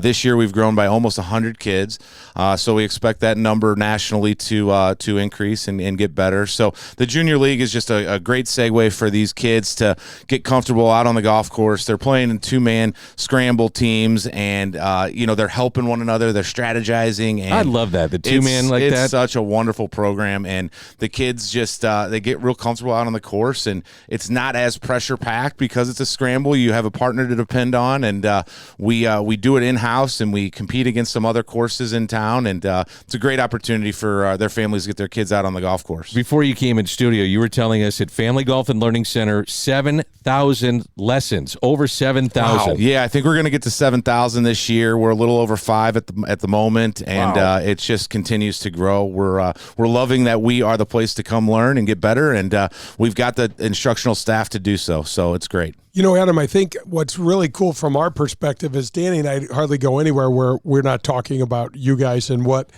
you offer the St. Louis area. And just for our new listeners, let's tell them a little bit about all the different things. I know we're going to start talking about sim leagues and things because the weather's going to get bad eventually, but there's so much to do out there. Yeah, we have every resource necessary for a golfer to reach their goals, and it doesn't matter your age or skill level. You could be a new golfer. You could be a competitive high school player looking to go to college. We've got a place and some resources for you to reach your goals and potential. But overall, we're a driving range. We've got grass tees. We've got a double-decker. Underneath, they're covered and heated, so the winter doesn't pose an issue. You can still practice year-round. We've got a 9-hole par 3 course, which we use that for our junior league, junior classes. It's a great place to bring the family out and the kids. You see a lot of young kids out there with mom and dad out playing some holes, and it's just a great learning ground. And then our new clubhouse has 3 TrackMan simulators. We've got a gym for golfers to get assessed and work out golf specifically. We've even got a restaurant for events and a little lunch after some golf or some balls on the range. Scoring lab. Yeah. Scoring lab, my favorite place. You can't forget about the indoor practice room called our scoring lab, brought to you by none other than Triad Bank. Our buddy Jim Regna. Jim Regna is the best. He's a great supporter of Family Golf, and Triad Bank is a wonderful bank. So, Jim, thanks for all your support. You bet. Thank you to Jim. One of the things that we were talking about is a Halloween scramble. So you love seeing the families out there, and this is kind of a fun way to do it. Yeah, so once a month we do a parent-child scramble. All of that's online. You can register online, but over Halloween, this year it's Sunday the 27th of October, we do a Halloween parent-child scramble. So we encourage the kids, and a lot of times the dads and the moms are dressing up with the kids, but we have a costume contest. We play 9 holes. We've got candy out there for the kids, so it's just a great way to kind of kick off the Halloween weekend. That would get you out there, Danny Mac, a little Absolutely. candy. Well, I don't know how much I want to get into a costume, but the golf, I'm all about it. What about the last time we were in the scoring lab and we had a little chipping? And who chipped in? I chipped in. Nice. Yeah, you did. Against Mr. PGA Tour player here. Yeah. Oh, yeah. By the way, where's my money? I know, I was paying. Huh? Yeah. I forgot to collect on that one. Yeah, I know. I'll pay you tomorrow. I'm sure you will. I've heard that a time or two. By the way, have you played much, Adam, with Jay here? No, I'm looking forward to the time that we can. I got to get this back in order, and then I'll be ready to go. Oh, I don't know. I'm going to give you a little bit of advice. Just bring a full wallet. Yeah. Okay. All right. Well, the hammer Wait a game minute, is you're on. talking about this guy. This guy is a player over here, man. So what are you saying about me? You're a player too. Okay, thanks a lot. Yeah. Except you get my wallet every time. We We have some fun games, Adam, and one of them is that if you happen to hole a putt over 50 feet long, you're going to get paid, and I did happen to make a couple bombs at the Ascension Charity Classic, and I look over at Danny, and he's going to, just out of habit, he's going into his wallet. He's over beyond the ropes. That's awesome. I literally was going into my wallet, and I thought, oh, this is great. If the cameras find this on the PGA Tour, this is, it's like Gary McCord with Mickelson taking bets. Kicked out. Oh, it's so funny. But let's go back to, by the way, Adam Betz is our guest, and he is the owner and proprietor of Family Golf and Learning Center. One of the things that you guys have coming up, you've got also the Gateway PGA Player Championship. So describe who's in that, Yeah, the Players Championship is the end of the year tournament where you have to be top 25 in the regular standings to qualify. So lucky enough to have myself and a lot of our instructors in the event. And so that's going to be Monday at Quincy Country Club. Okay. So that's coming up. Quincy Country Club. Hopefully we have a Did they have good, Little Peoples there at Quincy Country Club? Yeah, that was at Westview. Okay. And then what's the other course called? In Spring Lake? Yep. Yeah, Spring Lake. So those two courses. But Quincy Country Club is phenomenal. Gideon Smith and I are both on the board for the Gateway PGA. And Gideon's been the head pro there for maybe 12, 15 years, somewhere in there. But Gideon was at Greenbrier prior. Great guy. Some of the best greens you'll putt on at Quincy Country Club. You get the nerve still when you compete like this? I love the competition. I live for it. You know, always have and always will, I think. I'm fired up to compete. I haven't been as competitive as I'd like to be in the last few years. Had a back injury a couple years ago that set me back, but I'm coming back to my own, it seems, and hopefully I can be competitive. You're on also Monday. running a small little business over there, man. Small, with all little, your big, instructors. however you want to call it. It is not little. I was being facetious, but Adam, when you start thinking about it, do you pinch yourself every once in a while? Drive it. I still drive into that place, and because I'm old and I remember what was there, and now you pull in and go, wow. Yeah, people don't know what they're driving into sometimes when they think that it's the old rundown driving range that it was before we took over. And I do have to pinch myself sometimes. When we have 50 employees during the height of the summer, 50 employees. 50 employees. Yeah, it's bigger and better than I ever expected, and I think it just speaks to the vision that I had in terms of St. Louis needed this. St. Louis needed a quality year-round practice facility. It needed instruction. It needed an opportunity for families to expose their kids to golf. And those weren't available until we came around 5 years ago. So it's been a lot of fun creating it. It's been a lot of responsibility managing it and seeing it grow. And we're just happy to share golf with as many people in St. Louis as we can. The coolest thing, Adam, for us, we're all golf nerds, but to hear your passion come out, and for folks that want to one of the things that I love about Family Golf and Learning Center is there's someone there for everyone. Yeah, you got absolutely. You got female instructors, you got people that are going to work really well with some of the younger guys, but trying to get an older person, even someone even in their 20s or 30s to start. Yep.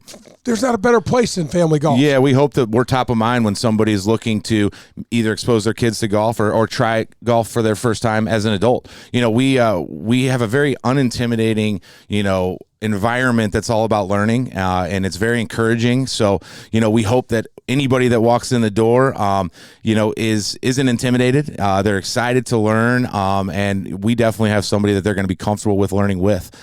With 10 instructors, 2 ladies, we kind of have an instructor for every type of person, every type of golfer. There's somebody that's listening right now saying, you know what, I'm thinking about doing this. I'm listening to the guys talk about it. I'm thinking about getting that first lesson. So they walk through the doors. Describe how that happens for somebody in their, let's say, 20s to 30s, like Jay said, but then also secondarily here, we'll start with this. The kids, a young kid, starting them out. There's a parent listening right now, I guarantee it, saying, I want to get them involved in golf. What do you do? Yeah, so many times you see parents that aren't golfers that want to get their kids involved. And exactly. A lot of times those parents don't know what to do or where to start. So we make that process pretty easy. You can come to Family Golf, come into the golf shop, and start asking questions. Well, we'd love to introduce you to what we do. We've got plenty of pamphlets, and we'll even on site fill out what we call a junior golf inquiry form. You can do that on your own online at www.familygolfonline.com. But that gives us a little information. Does your child have experience? How old is this child? What other activities and sports has this child played? And this allows us to kind of see with that small bit of information where we should place that kid. You know, what program do we put them in? The fundamentals class? Do we put them in the competitive golf class? Do we start with private instruction?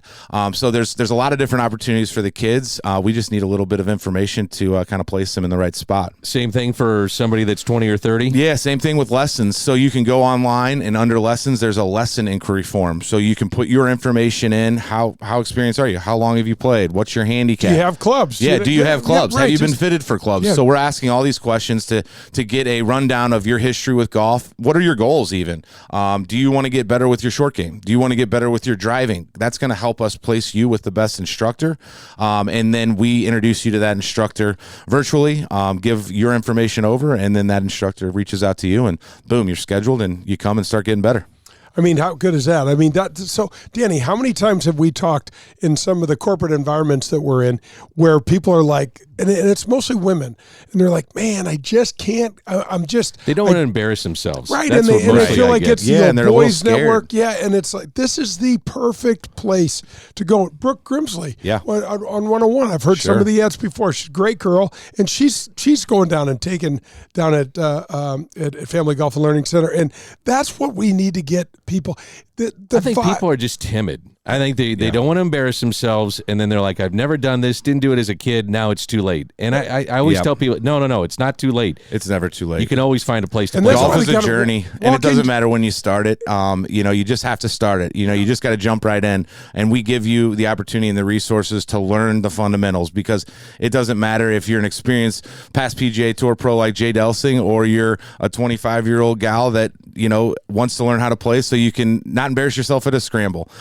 We've got a place for you at Family Golf, and we've got a program for you to learn and get better. Walk in the door. Yeah. Walk in the Just door. There's a boatload going on, but the vibe, it's friendly, it's kind, and they got to check it out. I mean, that is a massive step, Adam, and for you to be able to provide that, there's a lot to be said for that. We need that. Thank you. Yeah, we're excited to fill that void in St. Louis and have a quality practice facility with learning at the forefront. And one of the things you're doing too is developing players. You always talk, I hear you say player development, and that's what you're doing. Yeah, player development is everything that we do. It's the center of in the core of what we do at Family Golf, and that's why we have to have 10 instructors, because we have over 200 clinics and lesson camps that we have. So group learning is an option. Not only with junior golf, but ladies, beginning adults. So we have plenty of player development programs for not only the kid, but the beginner, the avid golfer. We have competitive high school schools where we basically have kind of like you go to basketball practice once a week, you come to golf practice. And if you're a competitive high school player, it is a great learning ground. We're taking it a step further, going into course management, specific shots, shot shape. How do you get out from under this tree? It's not just, hey, here's the grip, stance, posture, and here's how we're going to fix that slice. We're taking it a step further and really dialing in what it takes to be a good competitive player.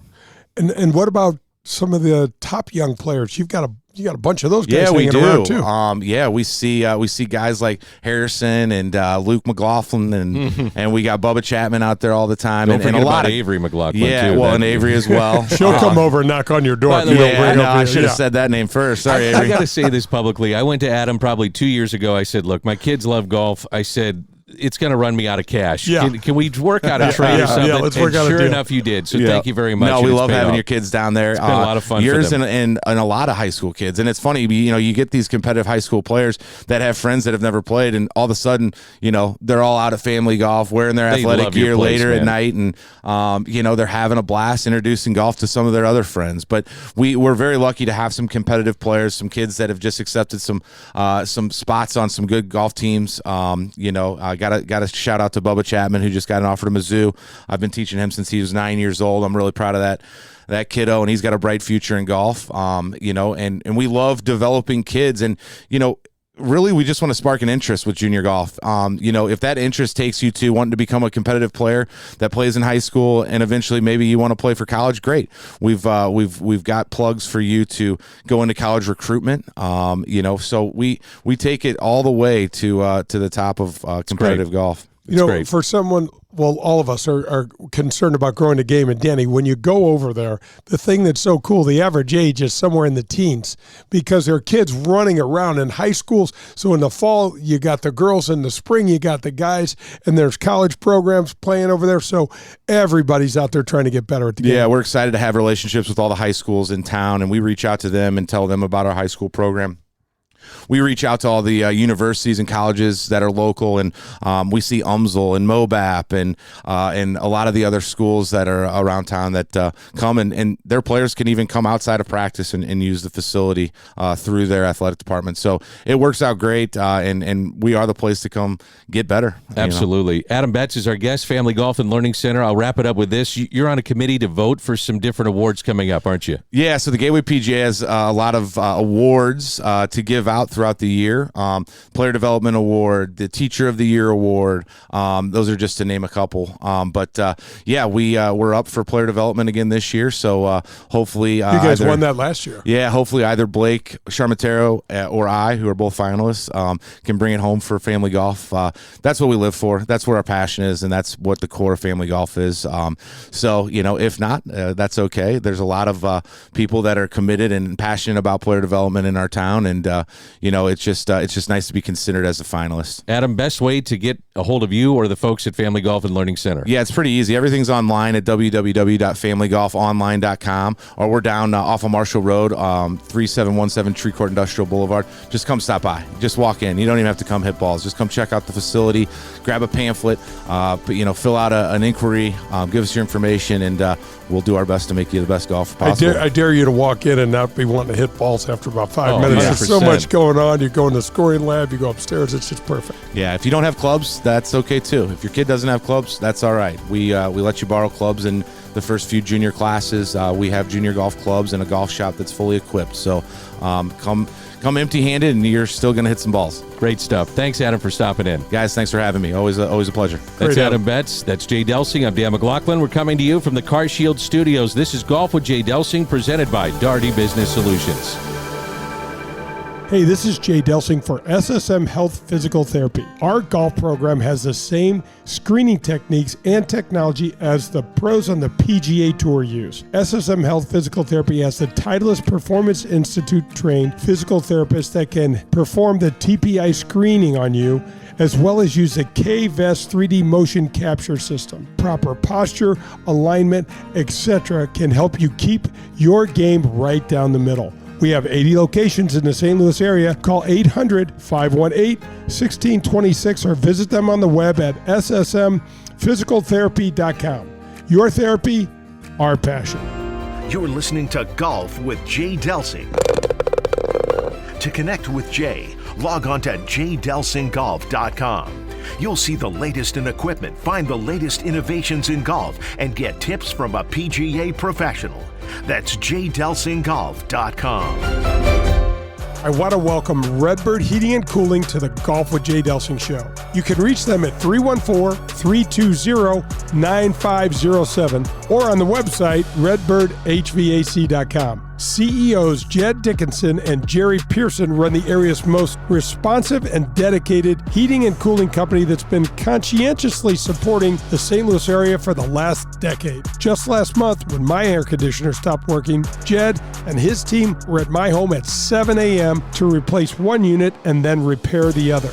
Your money like it's our money was Jed's statement to me, and the repairs for Unit 2 was less than $200. If you want to work with a family-owned business that you can trust, then call 314-320-9507 or visit them at redbirdhvac.com. That's redbirdhvac.com. This is Dan McLaughlin, inviting you to the 21st Annual Dan McLaughlin Golf Tournament to benefit the Special Education Foundation. This tournament has raised over $5 million, and 100% of the money raised has gone to children with special needs in our community. To sponsor, volunteer, or to play in the event on October 9th at Norwood Hills Country Club, please visit sef-stl.org. I'll see you on October 9th at Norwood Hills Country Club. I'd like to welcome I Promise to the Golf with Jay Delsing show. What is I Promise, you ask? It's a St. Louis-based company with the most clinically backed eye health performance supplement brand with over 20 years of eye health expertise and nutrition science. It's all natural, and their cutting-edge science and technology has helped I Promise forge many exciting new golf partnerships, like with the PGA of America, the Titleist Performance Institute, the Ledbetter Academy, and many more. Perhaps the most exciting component for me is that all of this new improvement is measurable. I can tell you that in my case, my initial score was around 0.25, and after taking the I Promise product for 2+ months, my score soared to almost 0.60. It had more than doubled. I can now read the greens better because I'm not really dealing with as much glare and trying to manage that, and I squint much less when I'm playing golf. And you don't have to take it from me. Check out what Padraig Harrington has to say about this product. He is playing some of the best golf of his career in his early 50s, and he swears I Promise has helped improve his short game. Check out I Promise. That's I Promise, the company helping us to see better, play better, and live better. Visit them at ipromise.com. Hey, St. Louis, Eddie McVeigh here from Maggie O'Brien's. When you head downtown for a concert or cards or blues game, and now for the St. Louis City soccer game, please come see us at Maggie O'Brien's before and after your event. Take our shuttle to and from, or stay in-house and watch your favorite team on our multiple high-def TVs. We look forward to seeing you soon at one of our 2 locations in Sunset Hills on South Lindbergh or downtown at the corner of Market and 20th Street. Union Station is next to us. Hi, this is Nick Ragone from the Ascension Charity Classic, and you're listening to Golf with Jay Delsing.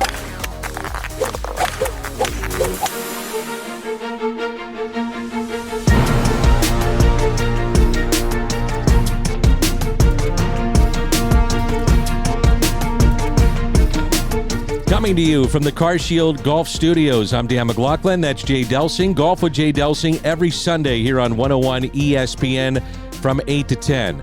All right, let's jump right into the interview that we just had with Adam Betz.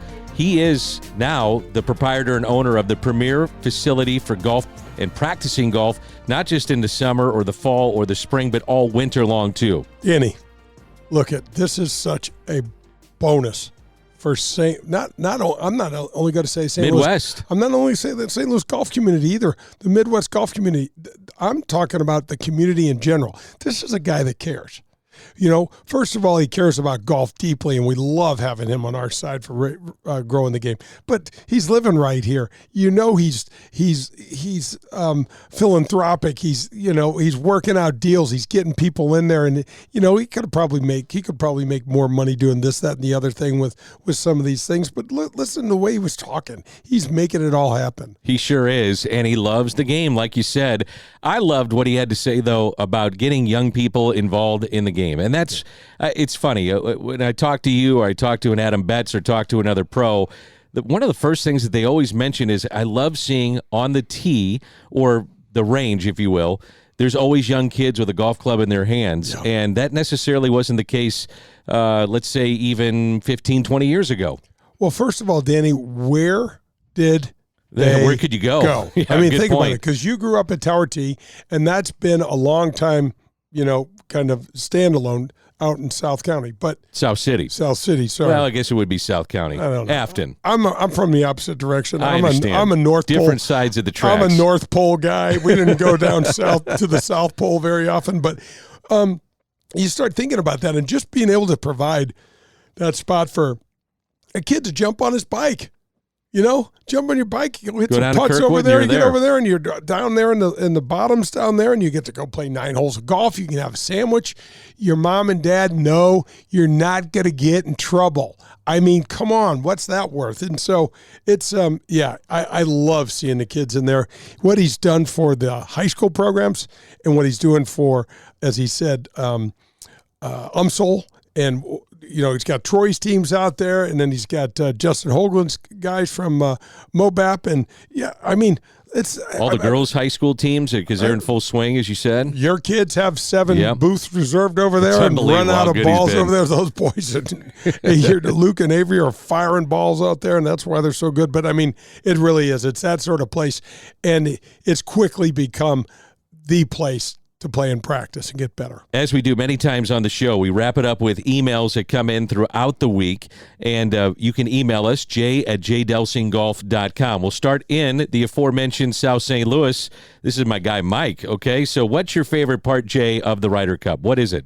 I guess it's the part, Mike, would be watching all these individuals that are trying to beat each other's brains in every single other event of the year, and watch them come together, unify, and put it all on the line, man. The reactions, too, to guys making putts. How about Rory's reaction last, 2 years ago at Whistling Straits? I mean, he was torn up. And, Danny, we whipped Europe's butt. It wasn't even close, but it showed you what it means to them. And it's so much bigger than money and so much bigger than pride.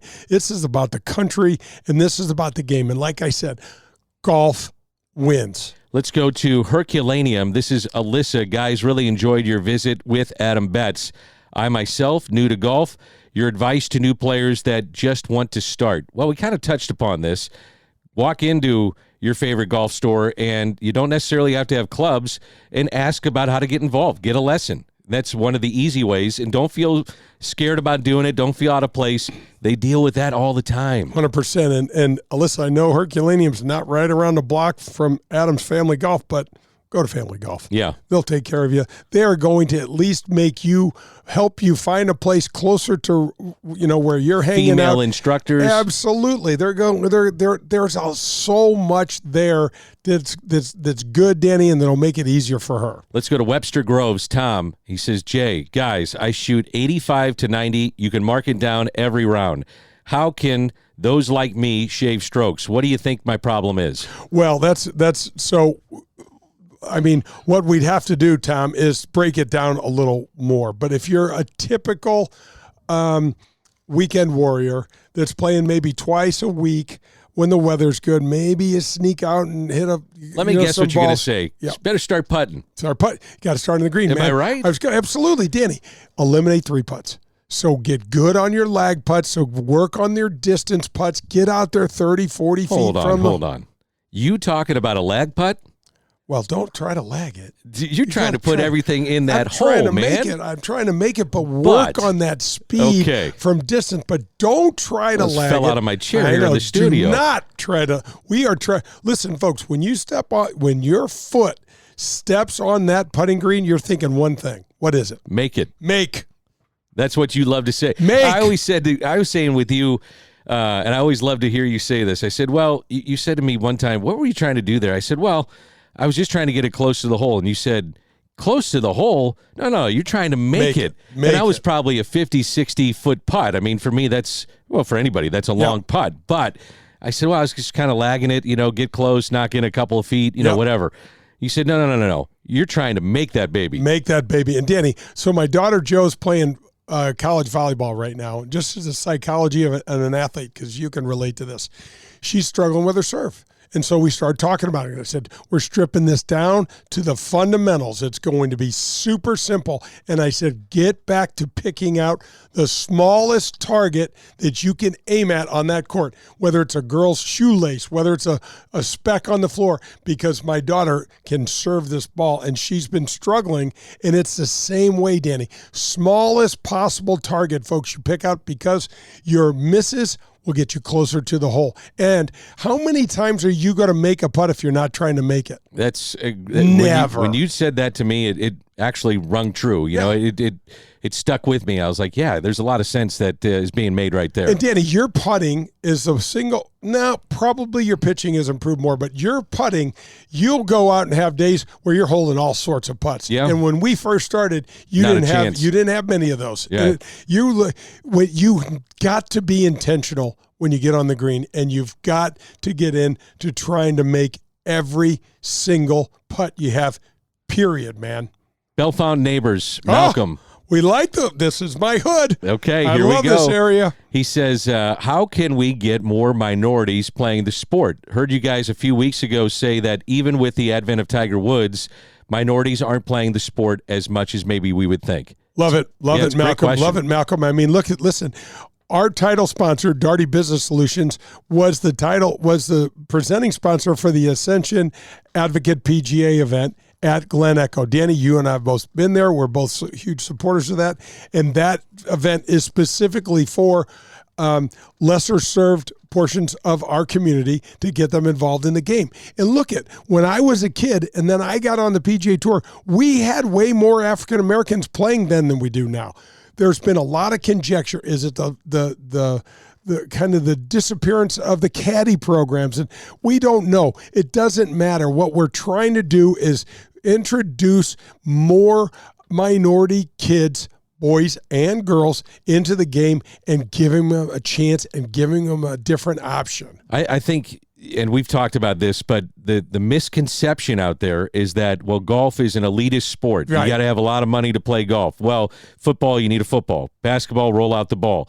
Hockey can be expensive, right, with all the equipment. But the equipment in golf, you can get equipment fairly cheap and get them out and play. Danny, U.S. Clubs for Kids is a phenomenal website. If your kids are under 10 years old, you can get the whole shooting match, bag, clubs, putter, everything but balls for less than $100. Okay. And they even have specific shafts for your daughter that are lighter, because typically the girls need a little lighter shaft. So they've got very specified stuff for kids that's inexpensive. And then you can go to the landings down at Spirit. It's a public golf course. It's great. You could go to Annbriar on the east side. You could go to Aberdeen. You can go to Adams Place and play 9 holes at Family Golf and Learning Center, Ruth Park, Old Florissant. We've got great public places that don't cost you. You could go there with your children and they could play golf all day long for a flat fee. That thing tips my trigger bigger than anything when people go, well, it's only for rich kids. You are looking at a non-rich kid right here. And if that were the case, we could have never started. You and I talk about this all the time, and that gets me. Well, it leads into this. This is a perfect lead-in. This is Kirkwood, and Patrick writes in, jay@jdelsinggolf.com. Jay, I want to put you on the spot. What's the best place to play in St. Louis? Oh, man. So I got a feeling Norwood Hills is going to come out. Norwood is super special place. We've spent so many hours there this year. The people are great. Danny, don't you feel like Norwood is more of a blue-collar sort of club? I do, yeah. It really is. And it's just good people, really good people. Good people, just there to play golf, not a lot of pretense. But that's a private club, okay? So if you're not a member or don't have the opportunity to play there, you can go, if you're up in north where Malcolm might be, go to Old Florissant.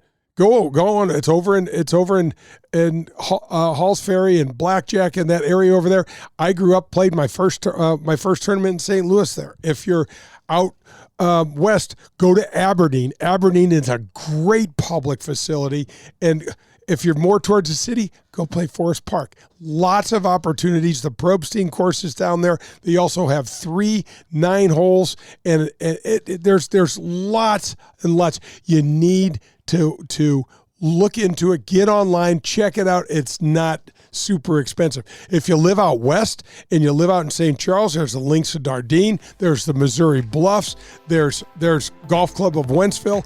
There's a lot of really good places to play. My man, this has been a fast-moving, great show. Don't stop me now, Danny. I'm on a roll. We're out of time, buddy. Come on, man. We're out of time. All right, next week. For Jay Delsing, I'm Dan McLaughlin. We've been coming to you from the Car Shield Studios. This has been a great show, and our thanks to Shane Bacon, also Adam Betz for stopping on in. And Jay Bird, how do we end the show? Hit him straight, St. Louis. Do you remember the golden rule? I'm sure you do, but just in case, it goes like this. Treat people the way that you'd like to be treated. At People's National Bank, that one statement is the cornerstone of what this bank is all about. Locally owned, with 23 locations in Southern Illinois and the metropolitan St. Louis area, People's National Bank parlays a robust menu of commercial or personal banking services you could possibly need with a friendly yet hardworking Midwestern attitude. Maybe you just want to do business with a bank whose entire team lives in the same neighborhoods as we do. If you're like me and doing business with someone you trust is important to you, then People's National Bank is the bank for you. Jason Rantham, local president, is here for you to call, and he'll answer any questions you may have. His personal cell is 314-974-2243. You can also find us online at peoplesnationalbank.com. People's National Bank is here for all of your banking needs.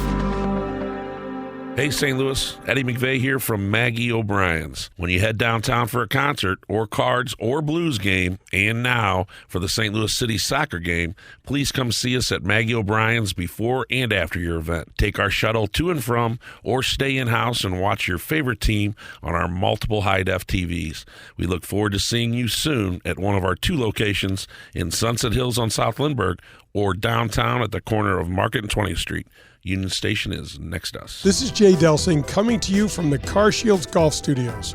I hope you'll join me Sunday mornings from 8 to 10 for Golf with Jay Delsing, presented by Daugherty Business Solutions. That's Golf with Jay Delsing every Sunday morning on 101 ESPN.